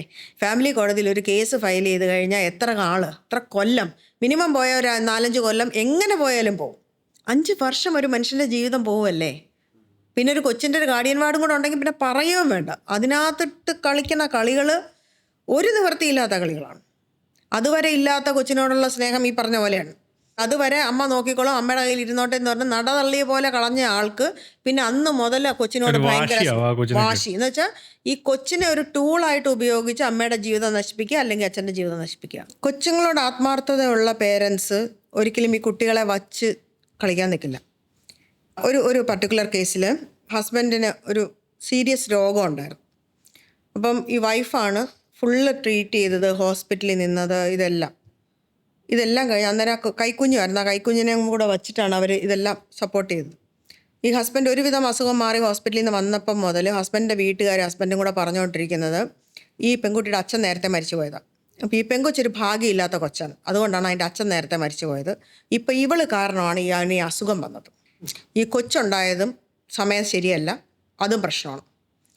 ഇത് സഹിക്കാൻ വയ്യാതെ ഒരു പ്രാവശ്യം ഇതുപോലെ ഭയങ്കരമായിട്ട് പറഞ്ഞ് സഹിക്കാൻ വയ്യാതെ ഈ പെൺകുട്ടി ആ കുട്ടിയുടെ അങ്കിളിനെയും അമ്മയും വിളിച്ച് ആ കുട്ടി അവൻ്റെ വീട്ടിലേക്ക് പോയി. ഇനി വയ്യ എന്ന് പറഞ്ഞാണ് അത് ഇറങ്ങി പുറപ്പെട്ടത്. അപ്പോൾ കൊച്ചിനെ വേണ്ട, ഒന്നും വേണ്ട. അത് കഴിഞ്ഞ് ഈ പെൺകുട്ടി ആഞ്ഞിരുന്നൊരു വാശിക്ക് പഠിച്ച് PSC എഴുതി അതിനൊരു ജോലി കിട്ടി. ആ ജോലി കിട്ടിയപ്പം മുതൽ ഇയാളും ഗവൺമെൻറ് ഉദ്യോഗസ്ഥനാണ്. ജോലി കിട്ടിയപ്പം മുതൽ പിന്നെ അങ്ങോട്ട് കൊച്ചിനോടുള്ള സ്നേഹം കരകവിഞ്ഞൊഴുകുകയാണ്. ഇവൾ വന്നാൽ കൂടെ താമസിക്കാം, ഒരു കുഴപ്പവും, എല്ലാം നന്നായിട്ട് പോകും, വേണ്ട രീതിയിൽ എല്ലാ കാര്യങ്ങളും ചെയ്തോളാം, ഒരു പ്രശ്നവും, കൊച്ചിനെ വേണം. ഗാർഡിയൻ വാർഡൊക്കെ ഫയൽ ചെയ്തിട്ട് പിന്നെ അങ്ങോട്ട് നാടകമാണ്. ഈ കുഞ്ഞാണ്, 2.5 വയസ്സെങ്ങാണ്ടേ ഉള്ളൂ അതിനെ കോടതി കാണിക്കാൻ പറഞ്ഞ ദിവസം കൊച്ചിനെ തട്ടിയെടുക്കുന്ന പോലെ വലിച്ചു പറിച്ചെടുത്തുകൊണ്ട് കോടതിയിൽ നിന്ന് വെളിയിലോട്ട് ഓടി. കൊച്ച് പേടിച്ച് കരഞ്ഞ്. ഇപ്പോഴും അതെ, ആ കൊച്ചിന് അയാളെ കാണുമ്പോൾ ആ ട്രോമയാണ്. ആ കോടതിയിൽ കൊണ്ടുവരാൻ പറയുന്ന ദിവസം അയാളെ കാണുമ്പോൾ പോലെ കൊച്ച് ഭയങ്കര കരച്ചിലാണ്. കഴിഞ്ഞ ദിവസം കോടതിയും അത് നേരിട്ട് കണ്ടു. ഇയാളെ കാണുമ്പോൾ ആ കൊച്ച് കരയുവാണ്. അതുകൊണ്ട് കോടതി അന്നത്തെ ദിവസം കൊടുത്തില്ല. പക്ഷേ കോടതികൾക്ക് ആ ഒരു സമയത്ത് കാണുന്നത് മാത്രമേ ഉള്ളൂ, അവർക്ക് എന്ത് ചെയ്യാൻ പറ്റും? ഇങ്ങനത്തെ പരിപാടികളാണ്. കൊച്ചിനത് പോകാൻ ഇഷ്ടമല്ല എന്ന് വ്യക്തമായിട്ട് അറിയാം. എന്നാൽ എന്ത് വേണം? കൊച്ചിൻ്റെ കൂടെ ഇത്തിരി നേരം ഇരുന്നു, കളിപ്പിച്ചു, അതിനെ ഒന്ന് അവനവനിലേക്ക് വരുന്ന രീതിയിലാക്കിയിട്ട് കൊണ്ടുപോകും. ഇത് അതിന് പകരം പിടിച്ചു വലിച്ചുകൊണ്ട് പോവുക, ഉപദ്രവിക്കുക, വാശി തീർക്കുക. ജസ്റ്റ് വാശി തീർക്കാൻ മാത്രം കൊച്ചുങ്ങളെ ആയുധമാക്കുന്ന കേസുകളുണ്ട്. ജെനുവിനായിട്ട് കൊച്ചുങ്ങളെ വിട്ടുകൊടുക്കാതെ അച്ഛന്മാരെ പീഡിപ്പിക്കുന്ന അല്ലെങ്കിൽ അമ്മമാരെ പീഡിപ്പിക്കുന്ന അങ്ങനത്തെ സംഭവങ്ങളും ഉണ്ട്. ഒരു പൈസ പോലും ചെലവിന് കൊടുക്കാതെ അമ്മയും കുഞ്ഞും കഷ്ടപ്പെടുമ്പം കുഞ്ഞിനെ കണ്ടേ പറ്റുള്ളൂ എന്ന് മാത്രം പറഞ്ഞ് കേസ് കൊടുക്കുന്ന ആൾക്കാരും ഉണ്ട്. ഇതെങ്ങനത്തെ പല ജാതി ആൾക്കാർ ആ ഫാമിലി കോടതിയിലോട്ട് വരണം ഈ വക നാടകങ്ങളെല്ലാം കാണാൻ. പക്ഷെ അൺഫോർച്ചുനേറ്റ്ലി അപ്പം എന്താ പറ്റുന്നതെന്ന് വെച്ചാൽ ഒരുപാട് നാടകങ്ങൾ കാണുമ്പം കോടതികൾക്കും ജെനുവിനായിട്ടുള്ള കാര്യങ്ങളും കൂടെ ചിലപ്പോൾ നാടകമായിട്ട് തോന്നും. അപ്പോൾ ശരിക്കും സഫർ ചെയ്യുന്ന ആൾക്കാരും സഫർ ചെയ്യേണ്ടി വരും. ഫാമിലി കോടതി ഒരു പ്രത്യേക ലോകമാണ്. നമുക്കൊന്നും പറയാൻ പറ്റില്ല ശരിക്കുള്ള എന്താണ് സംഭവിക്കുന്നത്. കാരണം ഇതൊക്കെ ഇവരുടെ വീടുകളിൽ മാത്രം സംഭവിച്ചിട്ടുള്ള കാര്യങ്ങളല്ലേ. എങ്ങനെയാണ് നമ്മളൊരു കോടതിയിൽ കൊണ്ടുവന്ന് ഇതെല്ലാ കാര്യങ്ങളും തെളിയിക്കാൻ പോകുന്നത്? മാമിന് ഇപ്പോൾ എത്ര വർഷത്തെ എക്സ്പീരിയൻസ് ഉണ്ട് ഈ ഒരു ഫീൽഡ്? 26 വർഷമായി ഞാൻ പ്രാക്ടീസ് തുടങ്ങിയിട്ട്. ഈ 26 വർഷത്തിൽ ഏറ്റവും ഒരിക്കലും മറക്കാൻ പറ്റാത്തൊരു സ്റ്റോറി പറയുകയാണെങ്കിൽ എന്തായിരിക്കും അത്? അങ്ങനെ ചോദിച്ചാൽ ഫാമിലി മാറ്റർ അല്ലേ. എല്ലാത്തിനും അതിൻ്റേതായ ട്രോമയും എല്ലാ കാര്യങ്ങളും. ഇപ്പം ഈ കഴിഞ്ഞ ദിവസം എൻ്റെ ഫ്രണ്ടിൻ്റെ ഒരു മാറ്റർ, അച്ഛനും അമ്മയും ഇല്ലാത്ത ഒരു പയ്യൻ. ആ പയ്യനോട് പറയുന്നു വേറൊരു സ്ഥലത്തൊരു പെൺകുട്ടിയുണ്ട്, പാവപ്പെട്ട ഈ പയ്യൻ ഗൾഫിലാണ്, പാവപ്പെട്ട ഒരു വീട്ടിലെ കുട്ടിയാണെന്ന് പറയുന്നു. അവരെ കല്യാണം കഴിക്കുന്നു. ഒരു കൊച്ചു കുടില് പോലത്തെ ഉള്ളൊരു വീട്ടിൽ അവർക്ക് വേണ്ട എല്ലാ സൗകര്യങ്ങളും ഒരുക്കി കൊടുക്കുന്നു. എന്നാൽ അയാൾക്കൊരു ഫ്ലോ ഉള്ളത് കൂട്ടുകാരെ വിളിച്ച് ഈ വീട്ടിൽ വന്നിരുന്ന് വെള്ളം അടിക്കും. അത് ഈ പെൺകുട്ടിക്ക് ഇഷ്ടമല്ല. കാരണം അവളുടെ സേഫ്റ്റി അവൻ്റെ അതൊരു പ്രശ്നമാണ്. അപ്പം എന്താണ് കാരണം എന്നറിയില്ല, അതുകൊണ്ടായിരിക്കാം അവർ തമ്മിൽ പിരിഞ്ഞത്. കേസൊക്കെ കൊടുത്തു. കഴിഞ്ഞ ദിവസം ആ കേസിൻ്റെ കൗൺസിലിംഗ് ആയിരുന്നു. കൗൺസിലിങ്ങിന് വിളിച്ച് വരുത്തേണ്ടി വന്നു. അയാൾ വന്നു, പെൺകുട്ടിയായിട്ട് സംസാരിച്ചു, കൗൺസിലിംഗ് കൂടി. ഇന്നലെ അയാൾ സൂയിസൈഡ് ചെയ്തു. ഇതിനകത്ത് എന്താ പറയാൻ പറ്റുക? ആരെയാ പറയാൻ പറ്റുക? ആ പെൺകുട്ടിയെ നമുക്ക് കുറ്റം പറയാൻ പറ്റില്ല. അതിൻ്റെ ഒരു സേഫ്റ്റി പ്രശ്നം അവിടെ ഉണ്ട്. അതുകൊണ്ടായിരിക്കാം അത് ആ കുട്ടിയെ തീരുമാനം എടുത്തത്. പക്ഷേ കേസിൻ്റെ ഒരു മെറിറ്റിലേക്കൊന്നും പോകാനുള്ളൊരു സമയം കിട്ടിയില്ല. It happened. അതുപോലെ എനിക്കറിയാവുന്നൊരു കേസിൽ കല്യാണം കഴിഞ്ഞു, കുഞ്ഞുണ്ടായി, 1 മാസം കഴിഞ്ഞ് ഹസ്ബൻഡ് കയറി തൂങ്ങിച്ചെത്തു. ആ കുട്ടി എന്ത് ചെയ്യണമെന്ന് ഏതെങ്കിലും ഇരിപ്പുണ്ട്. നമുക്ക് ഉത്തരങ്ങളില്ലാത്ത കുറേ കാര്യങ്ങൾ ഉണ്ട്. വേറൊരു കേസിൽ, അത് തമാശയാണ്, വേറൊരു കേസിൽ വൈഫ് എപ്പോഴും ഹസ്ബൻഡിനോട് പറയുന്ന ഒരു കാര്യം, ഇറങ്ങിപ്പോ, എനിക്ക് നിങ്ങളെ വേണ്ട, നിങ്ങൾ ഇനി ഇവിടെ വരണ്ട, എനിക്ക് നിങ്ങളെ കാണണ്ട, നിങ്ങൾ ഇറങ്ങിപ്പോ, നിങ്ങൾ എന്താണെന്ന് വെച്ചാൽ ചെയ്യിപ്പോൾ കേസ് കൊടുക്കും. ഇതാണ് റിപ്പീറ്റഡ് ആയിട്ട് പറഞ്ഞുകൊണ്ടിരിക്കുന്നത്. അപ്പോൾ ഇയാൾ ഓർത്തു ഒരു ഡിവോഴ്സ് ഫയൽ ചെയ്താൽ ഇവളങ്ങ് പൊക്കോളും, തീർന്നല്ലോ എന്ന് പറഞ്ഞു. എന്ന് വിചാരിച്ചിട്ട് വക്കീലിനോട് ഫുൾ കഥയും പറഞ്ഞില്ല, എന്തൊക്കെയോ കുറേ കാര്യങ്ങൾ പറഞ്ഞു. ആ ഒരു പെറ്റീഷൻ വായിച്ചാൽ തന്നെ അറിയാം അതിനകത്ത് ഒരു ഗ്രൗണ്ടും ഇല്ല. നമുക്ക് ഡിവോഴ്സ് കിട്ടണമെങ്കിൽ ഒരു ഗ്രൗണ്ട് വേണം. അപ്പോൾ ഈ പുള്ളിക്കാരൻ വിചാരിച്ചത് ഫയൽ ചെയ്താൽ മതി, സ്ഥിരം പൊക്കോ എന്നല്ലേ പറയുന്നത്. ഈ ഒരുപാട് കഥയൊക്കെ എഴുതി വെറുതെ നാട്ടിക്കുന്ന എന്തിനാന്ന് വിചാരിച്ചിട്ട് കുറച്ച് കാര്യങ്ങൾ മാത്രം എഴുതി, ഗ്രൗണ്ടൊന്നും പ്രോപ്പറായിട്ടൊരു ഗ്രൗണ്ടും ഇല്ല, ഫയൽ ചെയ്തു. ഡിവോഴ്സ് ഫയൽ ചെയ്തപ്പോൾ മുതൽ എനിക്ക് ചേട്ടനില്ലാതെ പറ്റില്ല. ഓൾമോസ്റ്റ് എനിക്ക് തോന്നുന്നു 12 വർഷമോ മറ്റേ ഇപ്പോൾ കേസ് നടത്തുന്നത്. ആ ഡിവോഴ്സ് പറ്റിയ കേസ് തോറ്റു, അത് ഹൈക്കോടതിയിൽ അപ്പീൽ പോയി, അത് അവിടെ കിടപ്പുണ്ട്. ഇവിടെ മെയിൻ്റനൻസിന് കേസ് ഫയൽ ചെയ്തിട്ടുണ്ട്, അത് കുറേ പൈസ കൊടുക്കുന്നുണ്ട്. ഇല്ല, അവർ വേറെ അന്ന് പോലെ വേറെ ജീവിക്കുന്നത് വേണ്ടിയിട്ടല്ല. എന്നാലും എൻ്റെ ചേട്ടൻ ചുമ്മാ വരുത്തി വെക്കുന്ന കുറേ പ്രശ്നങ്ങളാണ്. അപ്പോൾ അതുകൊണ്ടുള്ള പാഠം എന്താണെന്ന് വെച്ചാൽ, എന്ത് തന്നെ ആയാലും ഡിവോഴ്സ് കേസ് ഫയൽ ചെയ്യാൻ തീരുമാനിച്ചിട്ടുണ്ടെങ്കിൽ ഗ്രൗണ്ട് അനുസരിച്ച് പ്രോപ്പറായിട്ട് ഫയൽ ചെയ്യുക. അല്ലാതെ ഇതിനകത്തൊക്കെ ഉഴപ്പി അവിടെ ഇവിടെയൊക്കെ ഇട്ട് എന്തെങ്കിലുമൊക്കെ ചെയ്താൽ ഇതൊരിക്കലും ശാശ്വതമായൊരു പരിഹാരം നമുക്കുണ്ടാവില്ല. ഇനി ഒന്നിച്ച് ജീവിക്കാൻ താല്പര്യമില്ലേ, എന്തിനാണ് ഈ കേസ് നടത്തി ഭ്രാന്താവണേ? മ്യൂച്വൽ ഡിവോഴ്സ് ഒരു ഓപ്ഷനുണ്ട്. ഇപ്പം 2 ആഴ്ച കൂടുതൽ വേണ്ട. വിദേശത്തുള്ള ആൾക്കാർ മാരിറ്റൽ റിലേഷൻഷിപ്പിൽ നല്ലൊരു ബന്ധം കീപ്പ് ചെയ്യും. ഇനി അത് പറ്റിയില്ലെങ്കിൽ അവർ തമ്മിൽ പരസ്പരം പറഞ്ഞ് അവരൊരു ഡിവോഴ്സിലേക്ക് എത്തും. എന്താണെന്ന് വെച്ചാൽ കോമ്പൻസേഷനോ എന്താണെന്ന് വെച്ചാൽ അങ്ങോട്ടും ഇങ്ങോട്ടും കൊടുത്ത് പിരിയും. അന്ന് മുതൽ ദേ ആർ ഫ്രണ്ട്സ്, അല്ലെങ്കിൽ അറ്റ്ലീസ്റ്റ് അവർ അക്വൈൻറ്റൻസ് ആണ്. അവർ പരസ്പരം കണ്ടാൽ സംസാരിക്കും, അവരുടെ അടുത്ത ഹസ്ബൻഡിനെയോ വൈഫിനെയോ അവർ പരിചയപ്പെടുത്തും. കുഞ്ഞുങ്ങളുണ്ടെങ്കിൽ അവർ ഒന്നിച്ച് പേരൻ്റ് ചെയ്യും. ഇവിടെ അതല്ല. പിന്നെ ഇന്ത്യയും പാകിസ്ഥാനും പോലെ ആജന്മ ശത്രുക്കളാണ്. വൈരാഗ്യം, വാശി, ദേഷ്യം, അതെന്തിനാന്ന് എനിക്കിതുവരെ മനസ്സിലായി. കാരണം അത് നമ്മളുടെ ഒരു സൊസൈറ്റിയുടെ ഒരു മെച്യൂരിറ്റി കുറവായിട്ടാണ് ഞാൻ കാണുന്നത്. ആകെ ഡിവോഴ്സ് ചെയ്യാൻ പറ്റുന്ന ഒരു ബന്ധം ഭാര്യയും ഭർത്താവും ബന്ധം മാത്രമാണ്. വേറെ ഒരു ബന്ധവും നമുക്ക് ഡിവോഴ്സ് ചെയ്യാൻ പറ്റത്തില്ലല്ലോ. എന്നിട്ട് കുഞ്ഞുണ്ടെങ്കിൽ ആ കുഞ്ഞിനെ 2 പേരും കൂടെ ചേർന്ന് സന്തോഷമായിട്ട് വളർത്ത്. ഗാർഡിയൻ വാർഡിൽ പറ്റുന്ന ഏറ്റവും വലിയ കാര്യം, ഈ കുഞ്ഞിനെ ആർക്കെങ്കിലും ഒരാൾക്ക് വിട്ട് കിട്ടിയാൽ മറ്റേ ആൾക്കെതിരെയുള്ള വിഷം കുത്തിവെക്കും. എന്തെങ്കിലും വിസിറ്റേഷൻ റൈറ്റ്സിന് മറ്റേ ആൾ ഈ കൊച്ചിനെ കൊണ്ടുപോയാൽ ഇപ്പുറത്തുള്ള ആളുടെ കുറേ കുറ്റങ്ങളും കുറവുകളും ആ കൊച്ചിനെ പറഞ്ഞു കേൾപ്പിക്കും. ഇതിനിടയ്ക്ക് കിടക്കണ കൊച്ചെന്ത് വേണം? അതിൻ്റെ മാനസിക നിലയും അതിൻ്റെ ഒരു അവസ്ഥയും ഇവരാരും മനസ്സിലാക്കും. ഇതിൽ വേറൊരു പ്രശ്നം കൂടെ പറ്റുന്നതെന്ന് പറഞ്ഞു കഴിഞ്ഞാൽ, ഇതിനിടയ്ക്ക് നിൽക്കുന്ന ഈ കുഞ്ഞ് അത് കുറച്ചും കൂടെ പ്രായം കഴിയുമ്പോഴത്തേക്കും ഇതിൻ്റെ ഒരു ഇതെടുത്ത് തുടങ്ങും, ഒന്നാം തരം റിബലാവുകയും ചെയ്യും.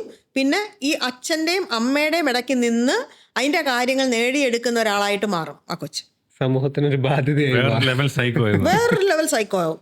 അതൊക്കെ വരുത്തി വെക്കുന്ന കാര്യം. അത് വരുത്തി വയ്ക്കുന്നതാണെന്നും ഇന്നതാണ് സംഭവിക്കുന്നതും എന്നുള്ളൊരു ബോധം വേണ്ടേ? വാശിയല്ലേ വലുത്. അപ്പോൾ ഇവിടെ ഇന്ത്യൻ നിയമപ്രകാരം ഇവിടെ ലോസിനൊരു കുറവില്ല, ധാരാളിത്തമാണ്, ഇഷ്ടംപോലെ സൊല്യൂഷൻസ് ഉണ്ട്, കാര്യങ്ങൾ എല്ലാവർക്കും എല്ലാം അറിയാം. എന്നാൽ പ്രശ്നത്തിനൊരു കുറവുമില്ല, ആരും അത് ഉപയോഗിക്കുന്നില്ല എന്നുള്ളതാണ്. അപ്പം ഒരു ഫാമിലിയിൽ ഒരു റെഡ് ഫ്ലാഗ്, അതൊരു സീരിയസ് ഇഷ്യൂ ആയിട്ട് മാറും എന്ന് മനസ്സിലാക്കാൻ പറ്റുന്ന എന്തെങ്കിലും ഒരു സിറ്റുവേഷൻ പറഞ്ഞിട്ട് അതിനൊരു കൗൺസിലിംഗ്, ഇപ്പോഴത്തെ ജനറേഷനിലുള്ള ആൾക്കാർക്കൊക്കെ കൗൺസിലിംഗ് അക്സെപ്റ്റ് ചെയ്യാൻ പറ്റുന്ന ആൾക്കാർ തന്നെയാണ്. എവിടുന്ന് അത് തുടങ്ങാം? കുഞ്ഞുകാലം മുതൽ തുടങ്ങുന്ന കാര്യം ഇനി നടക്കത്തില്ല, പക്ഷെ ഇനി അങ്ങോട്ട് നോക്കുമ്പോൾ ഏത് പോയിന്റും തുടങ്ങാൻ പറ്റും. അതിനകത്ത് ഫസ്റ്റ് ക്വസ്റ്റ്യൻ, ഈ കുടുംബം നന്നായിട്ട് പോകണോ വേണ്ടയോ എന്നുള്ളതാണ് അവർ തീരുമാനിക്കുന്നത് എന്നുള്ളതാണ് ഫസ്റ്റ് ക്വസ്റ്റ്യൻ. രണ്ടുപേരും തീരുമാനിക്കണം ഈ കുടുംബം മുമ്പോട്ട് നന്നായിട്ട് കൊണ്ടുപോകണം. ഒരു പ്രശ്നം തോന്നുന്നു, അത് അഗ്രവേറ്റ് ചെയ്യുമെന്നാണ്, നമ്മുടെ കയ്യിൽ നിൽക്കുന്നില്ല എന്ന് തോന്നുന്ന നിമിഷം നല്ലൊരു കൗൺസിലറിനെ കണ്ടുപിടിച്ച് അവരതിനകത്തൊരു കൗൺസിലിങ്ങിന് പോവുക തന്നെ വേണം. അതിനകത്ത് ഏറ്റവും ആദ്യം ആരെങ്കിലും ഒരാളായിരിക്കുമല്ലോ ഡെഫിനറ്റ്ലി, അല്ലെങ്കിൽ മൂന്നാമതൊരാളായിരിക്കും ഇത് സജസ്റ്റ് ചെയ്യുന്നത്. 2 കൂട്ടരും അതിനകത്ത് സഹകരിക്കുക എന്നുള്ളതാണ്. അല്ലാതെ ഒരാൾ നീ കണ്ടുപിടിച്ച കൗൺസിലർ അല്ലേ ഞാൻ അവിടെ വരില്ല, എന്നാൽ ശരി മറ്റവൻ കണ്ടുപിടിച്ച കൗൺസിലറിൻ്റെ അടുത്ത് പോകും, അത് പറ്റത്തില്ല, ഞാൻ കണ്ടുപിടിക്കത്തില്ല. വാശിയാണ്. ഈ വാശി ഒന്ന് കളഞ്ഞിട്ട് കുടുംബം ഒന്നിച്ച് പോകാനാണ് കൗൺസിലിംഗ് എന്നുള്ളൊരു ബോധത്തോടു കൂടി 2 പേരും ഈ കുടുംബത്തിന് വേണ്ടി വർക്ക് ചെയ്യുവാണെങ്കിൽ നടക്കും. ഇത് ഞാൻ പറയുന്ന ഒരു കാര്യം എന്ന് പറയുന്നത്, life is like A trapezium. ഒരാൾ ഒരു സൈഡിൽ നിന്ന് ആടി മറ്റേ സൈഡിലോട്ട് വരുമ്പം മറ്റേ ആൾ കൈ പിടിച്ചില്ലെങ്കിൽ താഴെ നെറ്റില്ല, താഴെ വീണ് ചിന്നിച്ചിതറിപ്പോവും. തീർച്ചയായിട്ടും അത് ചിന്നിച്ചിതറുന്നത് ഈ പിടിക്കാത്ത ആളുടെ ജീവിതവും ചാടിയ ആളുടെ ജീവിതവും പിന്നെ കണ്ടുകൊണ്ട് നിൽക്കുന്ന ബാക്കിയുള്ളവരുടെ ജീവിതവും ഒരുപാട് ലൈഫുകൾ ഇതിനകത്ത് അഫക്റ്റഡ് ആവും. ഒരു ഭാര്യയും ഭർത്താവും തമ്മിൽ ചെറിയ പ്രശ്നം ഉണ്ടെങ്കിൽ അവർ തന്നെ പറഞ്ഞു തീർക്കാൻ ശ്രമിക്കുക. മാക്സിമം പറഞ്ഞു തീർക്കാതെ വേറൊരു മൂന്നാമതൊരാളെ കയറ്റി ആ മൂന്നാമത്തെ ഒരാളും കുത്തിത്തിരിപ്പുണ്ടാക്കി കുളവാക്കുന്ന കുറേ കേസുകളും ഉണ്ടല്ലോ. ഭൂരിഭാഗവും അങ്ങനെയാണ്. കാരണം ഈ മൂന്നാമത്തവന് ബോധം വേണ്ടേ? അതാണ്, ഈ മൂന്നാമത്തെ ഒരാളായിട്ടാണ് നമ്മൾ കൗൺസിലറിനെ കൊണ്ടുവരുന്നത്. ഈ മൂന്നാമത്തെ ഒരാൾ കൗൺസിലർ ആവട്ടെ, ഒരു ക്വാളിഫൈഡ് ആയിട്ടുള്ള നല്ലൊരു കൗൺസിലർ. മറ്റേ 1 ലക്ഷം രൂപ കടം കൊടുക്കണവനെ പോലല്ല, വെളിവും ബോധമുള്ളൊരു കൗൺസിലർ ആവട്ടെ. അവിടെയും വിദ്യാഭ്യാസവും വിവരവും തമ്മിൽ ഒരു ബന്ധവുമില്ല. കൗൺസിലർ എന്ന് വെച്ച് ബോർഡ് വെച്ച് എല്ലാവരും കൗൺസിലർ ആവില്ല. വക്കീലന്മാരെന്ന് പറഞ്ഞാൽ ബോർഡ് വെച്ച് എല്ലാവരും വക്കീലന്മാരാവില്ല. അവരുടെ ഒരു ഡിഗ്രി അല്ല, സ്കില്ലാണ് പ്രധാനം. പ്രത്യേകിച്ച് നമ്മളിവിടെ മനസ്സുകളെയാണ് ഹാൻഡിൽ ചെയ്യണത്. It's more like A surgery. നമ്മുടെ ഒരു ആർട്ടറി വെയിൻ കട്ട് ചെയ്താൽ തീർന്നെന്ന് പറഞ്ഞ പോലെയാണ് ചിലപ്പോൾ നമ്മളുടെ മെൻ്റൽ രീതിയിലുള്ള ഒരു ആർട്ടറി വെയിൻ ആയിരിക്കും ഈ കൗൺസിലർ സംസാരിച്ച് കട്ട് ചെയ്യണം, തീർന്നു. പ്രശ്നങ്ങൾ തുടക്കത്തിൽ തന്നെ പരിഹരിക്കാൻ ശ്രമിക്കുക, നല്ല കൗൺസിലറെ കണ്ടെത്തുക, പ്രശ്നങ്ങൾ ഉണ്ടാകാതിരിക്കാൻ ശ്രമിക്കുക, മുന്നോട്ട് എങ്ങനെ പോകണം എന്നുള്ളത് നമ്മുടെ തീരുമാനമായിരിക്കും. ആ കോർസാനം ലവ്, സ്നേഹമാണ് എപ്പോഴും കുറയാണ്ട് നിൽക്കണം. അത് കുറയാതെ നോക്കുക. സ്നേഹം പല പ്രശ്നങ്ങൾ ഉണ്ടാകുമ്പോഴും സ്നേഹമൊക്കെ അടിയിൽ പോകും. എന്നാലും നമ്മുടെ കോമൺ സെൻസ് വെച്ച് ആലോചിക്കുക, മുന്നോട്ട് പോകേണ്ടത് ആരുടെ ആവശ്യം, ഈ ജീവിതം ഏത് രീതിയിൽ നമ്മൾ മുന്നോട്ട് കാണണം, അത് കാണാനുള്ള ഒരു കോമൺ സെൻസ് ഉണ്ടെങ്കിൽ, അല്ലെങ്കിൽ ആ ഒരു വിഷൻ ഒരു വ്യക്തിയുടെ ഉള്ളിലുണ്ടെങ്കിൽ. Marriage is like a magic. അതിൻ്റെ ആ ഫണ്ണും എന്തൂസിയാസവും ആ ഒരു ഗ്ലിറ്റർ പോകാതെ കീപ്പ് ചെയ്യാനായിട്ട് 2 കൂട്ടരും ശ്രമിക്കും. അപ്പം മാത്രമേ അത് ഭംഗിയായിട്ട് പോകും. ലൈഫിൽ ചേഞ്ചസ്, അപ്സ് ആൻഡ് ഡൗൺസ്, പ്രശ്നങ്ങൾ ഇതെല്ലാം വരും. ഇപ്പോൾ ന്യൂക്ലിയർ ഫാമിലിയിലേക്ക് ഒരു കുഞ്ഞ് വന്നു കഴിഞ്ഞാൽ എന്തെല്ലാം കാര്യങ്ങളിൽ മാറ്റം വരും, എന്തുമാത്രം പ്രശ്നങ്ങൾ അവിടെ ഉണ്ടാവും. കൊച്ചു രാത്രി മുഴുവനും കരഞ്ഞെന്നിരിക്കും, പിറ്റേ ദിവസം ജോലിക്ക് പോകണം, 2 കൂട്ടർക്കും പോകണം. ഒരു ദിവസം പെട്ടെന്ന് ലീവ് എടുത്തു. എന്തൊക്കെ വലിയ വലിയ പ്രശ്നങ്ങളാണ്. ഇതിനൊക്കെ അങ്ങോട്ടും ഇങ്ങോട്ടും പഴി ചേരാനും കുറ്റപ്പെടുത്താനും അത് മനസ്സിലാക്കാതെ പെരുമാറാനും. ഇതിനകത്ത് മനസ്സിലാക്കേണ്ടത്, ഞാൻ ജീവിച്ച ജീവിത സാഹചര്യവും കല്യാണം കഴിച്ച് വരുന്ന ആള് ജീവിച്ച ജീവിത സാഹചര്യവും തമ്മിൽ രണ്ട് പാരന്റ്സിന്റെ അണ്ടറിൽ വളർന്നതാണ്. 2 നാട്ടിലായിരിക്കാം. അവരുടേതായ ട്രോമകൾ കൊണ്ടാണ് ആ കല്യാണത്തിലോട്ട് വരുന്നത്. ഉറപ്പായിട്ടും അത് പരസ്പരം അംഗീകരിക്കാനും അത് മനസ്സിലാക്കാനും ഉള്ളൊരു മനസ്സും കൂടെ ഉണ്ടെങ്കിൽ മാത്രമാണ് മുന്നോട്ട്. സർക്കംസ്റ്റൻഷ്യൽ ലാംഗ്വേജ്, അതാണ് അതിന്റെ കറക്റ്റ് വാക്കെന്ന് പറയുന്നതാണ്. സർക്കംസ്റ്റൻഷ്യൽ ലാംഗ്വേജ് ഉണ്ടായിരിക്കാൻ മാരേജ് ഭയങ്കര ആർഭാടമായിട്ട് നടത്തും. അതെ, ഒരു കല്യാണ സാരി വാങ്ങിക്കാൻ 10 കടയിൽ കയറി ഇറങ്ങും. ചെറുക്കനെ പറ്റിയോ പെണ്ണിനെയോ ഒന്ന് മനസ്സിലാക്കാൻ എത്ര സമയം ചിലവാക്കും? ഈ അടുത്തൊരു സംഭവം ഉണ്ടായില്ലേ, കല്യാണം കഴിഞ്ഞ അടുത്ത കുറച്ച് ദിവസങ്ങളിൽ തന്നെ പെൺകുട്ടിയുടെ നിറം കുറഞ്ഞു പോയി എന്നുള്ളൊരു സംഭവം. ഇപ്പം 19 വയസ്സായ കുട്ടി. അതെ. അതുപോലെ ആ പെൺകുട്ടിക്ക് ഇംഗ്ലീഷ് സംസാരിക്കാൻ അറിയില്ല എന്ന് പറഞ്ഞൊരു കാരണം കൊണ്ട് ആ പെൺകുട്ടി സൂയിസൈഡ് ചെയ്തു. കല്യാണം കഴിഞ്ഞ് ഒത്തിരി ദിവസം ആയിട്ടില്ല, കുറച്ച് നാളേ ഉള്ളൂ. 19 വയസ്സേ ഉള്ളൂ ആ മോക്ക്. എനിക്ക് അതിനകത്ത് പറയാനുള്ള, ആണുങ്ങളാണെങ്കിലും പെണ്ണുങ്ങളാണെങ്കിലും ജീവിതം ബാക്കിയുണ്ട്. ഒരു കൊച്ചു കാര്യമല്ല വലിയ കാര്യമായിക്കോട്ടെ, അത് വരുമ്പോഴത്തേക്കും കയറെടുക്കാൻ നിൽക്കല്ലേ. കാരണം ഇന്ന് നമുക്ക് ഭയങ്കര വലിയ പ്രശ്നമായിട്ട് തോന്നുന്നത് ഒരു 4 കൊല്ലം കഴിയുമ്പോൾ നമ്മൾ തിരിഞ്ഞു നോക്കി ചിരിക്കുന്ന ഒരു കാര്യമായിരിക്കും. അത് ഈ പ്രേമം പൊട്ടുമ്പോഴില്ലേ, അതെ പെണ്ണോ അല്ലെങ്കിൽ പയ്യനോ തേച്ചിട്ട് പോണ സമയത്ത് നമുക്ക് ഉണ്ടാകുന്ന ഒരു പ്രത്യേക ഒരു വികാരമുണ്ട്. അന്നേരം വിചാരിക്കും, അയ്യോ അവളില്ലെങ്കിൽ അവനില്ലെങ്കിൽ ഞാൻ ഇനി ഒരു നിമിഷം മുന്നോട്ട് പോകുന്നില്ല. തിരിച്ച് കയറി ചെല്ലാനുള്ളൊരു സാഹചര്യം കൊടുക്കണം, പ്രത്യേകിച്ച് പെൺകുട്ടികൾക്ക്. ആൺകുട്ടികൾക്ക് അതുണ്ട്, അതുകൊണ്ടാണ് അവരുടെ കാര്യം പറയാത്തത്. പല പെൺകുട്ടികൾക്കും തിരിച്ച് കയറി ചെല്ലാനൊരു സ്ഥലം ഇല്ലാത്തത് ഒരു വലിയ പ്രശ്നമാണ്. അത് ഞാൻ ഒരുപാട് കേസുകളിൽ നേരിട്ട് കണ്ടിട്ടുള്ളതാണ്. ഒരു ദിവസം ഞാൻ ഓഫീസിൽ നിന്ന് വരണ വഴിക്ക് എനിക്ക് പരിചയമുള്ള സൈക്കോളജിസ്റ്റിൻ്റെ അടുത്ത് നിന്ന് ഒരു മെസ്സേജ് വന്നു.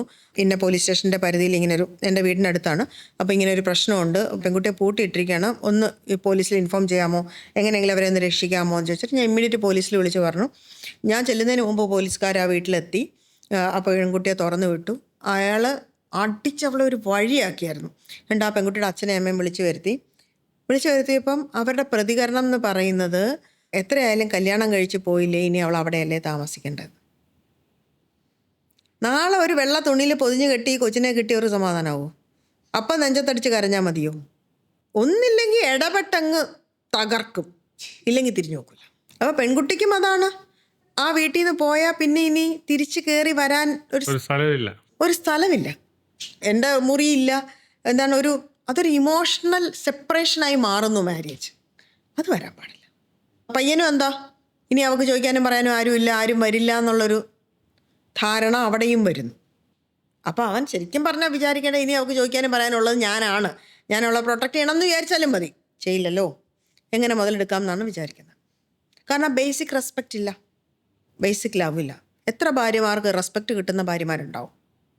എനിക്ക് നിന്നെ ഭയങ്കര സ്നേഹമാണ്, എല്ലാമാണ്, പക്ഷെ ഞാൻ പറയുന്ന സാരിയെ ഉടുക്കാവുള്ളൂ, ഞാൻ പറയുന്നിടത്തേ പോവുള്ളൂ, ഞാൻ പറയുന്ന ഭക്ഷണമേ കഴിക്കാവുള്ളൂ, നിൻ്റേതായിട്ടുള്ള ഒന്നും പാടില്ല, നിനക്ക് വേണ്ടതെല്ലാം ഞാൻ തരും.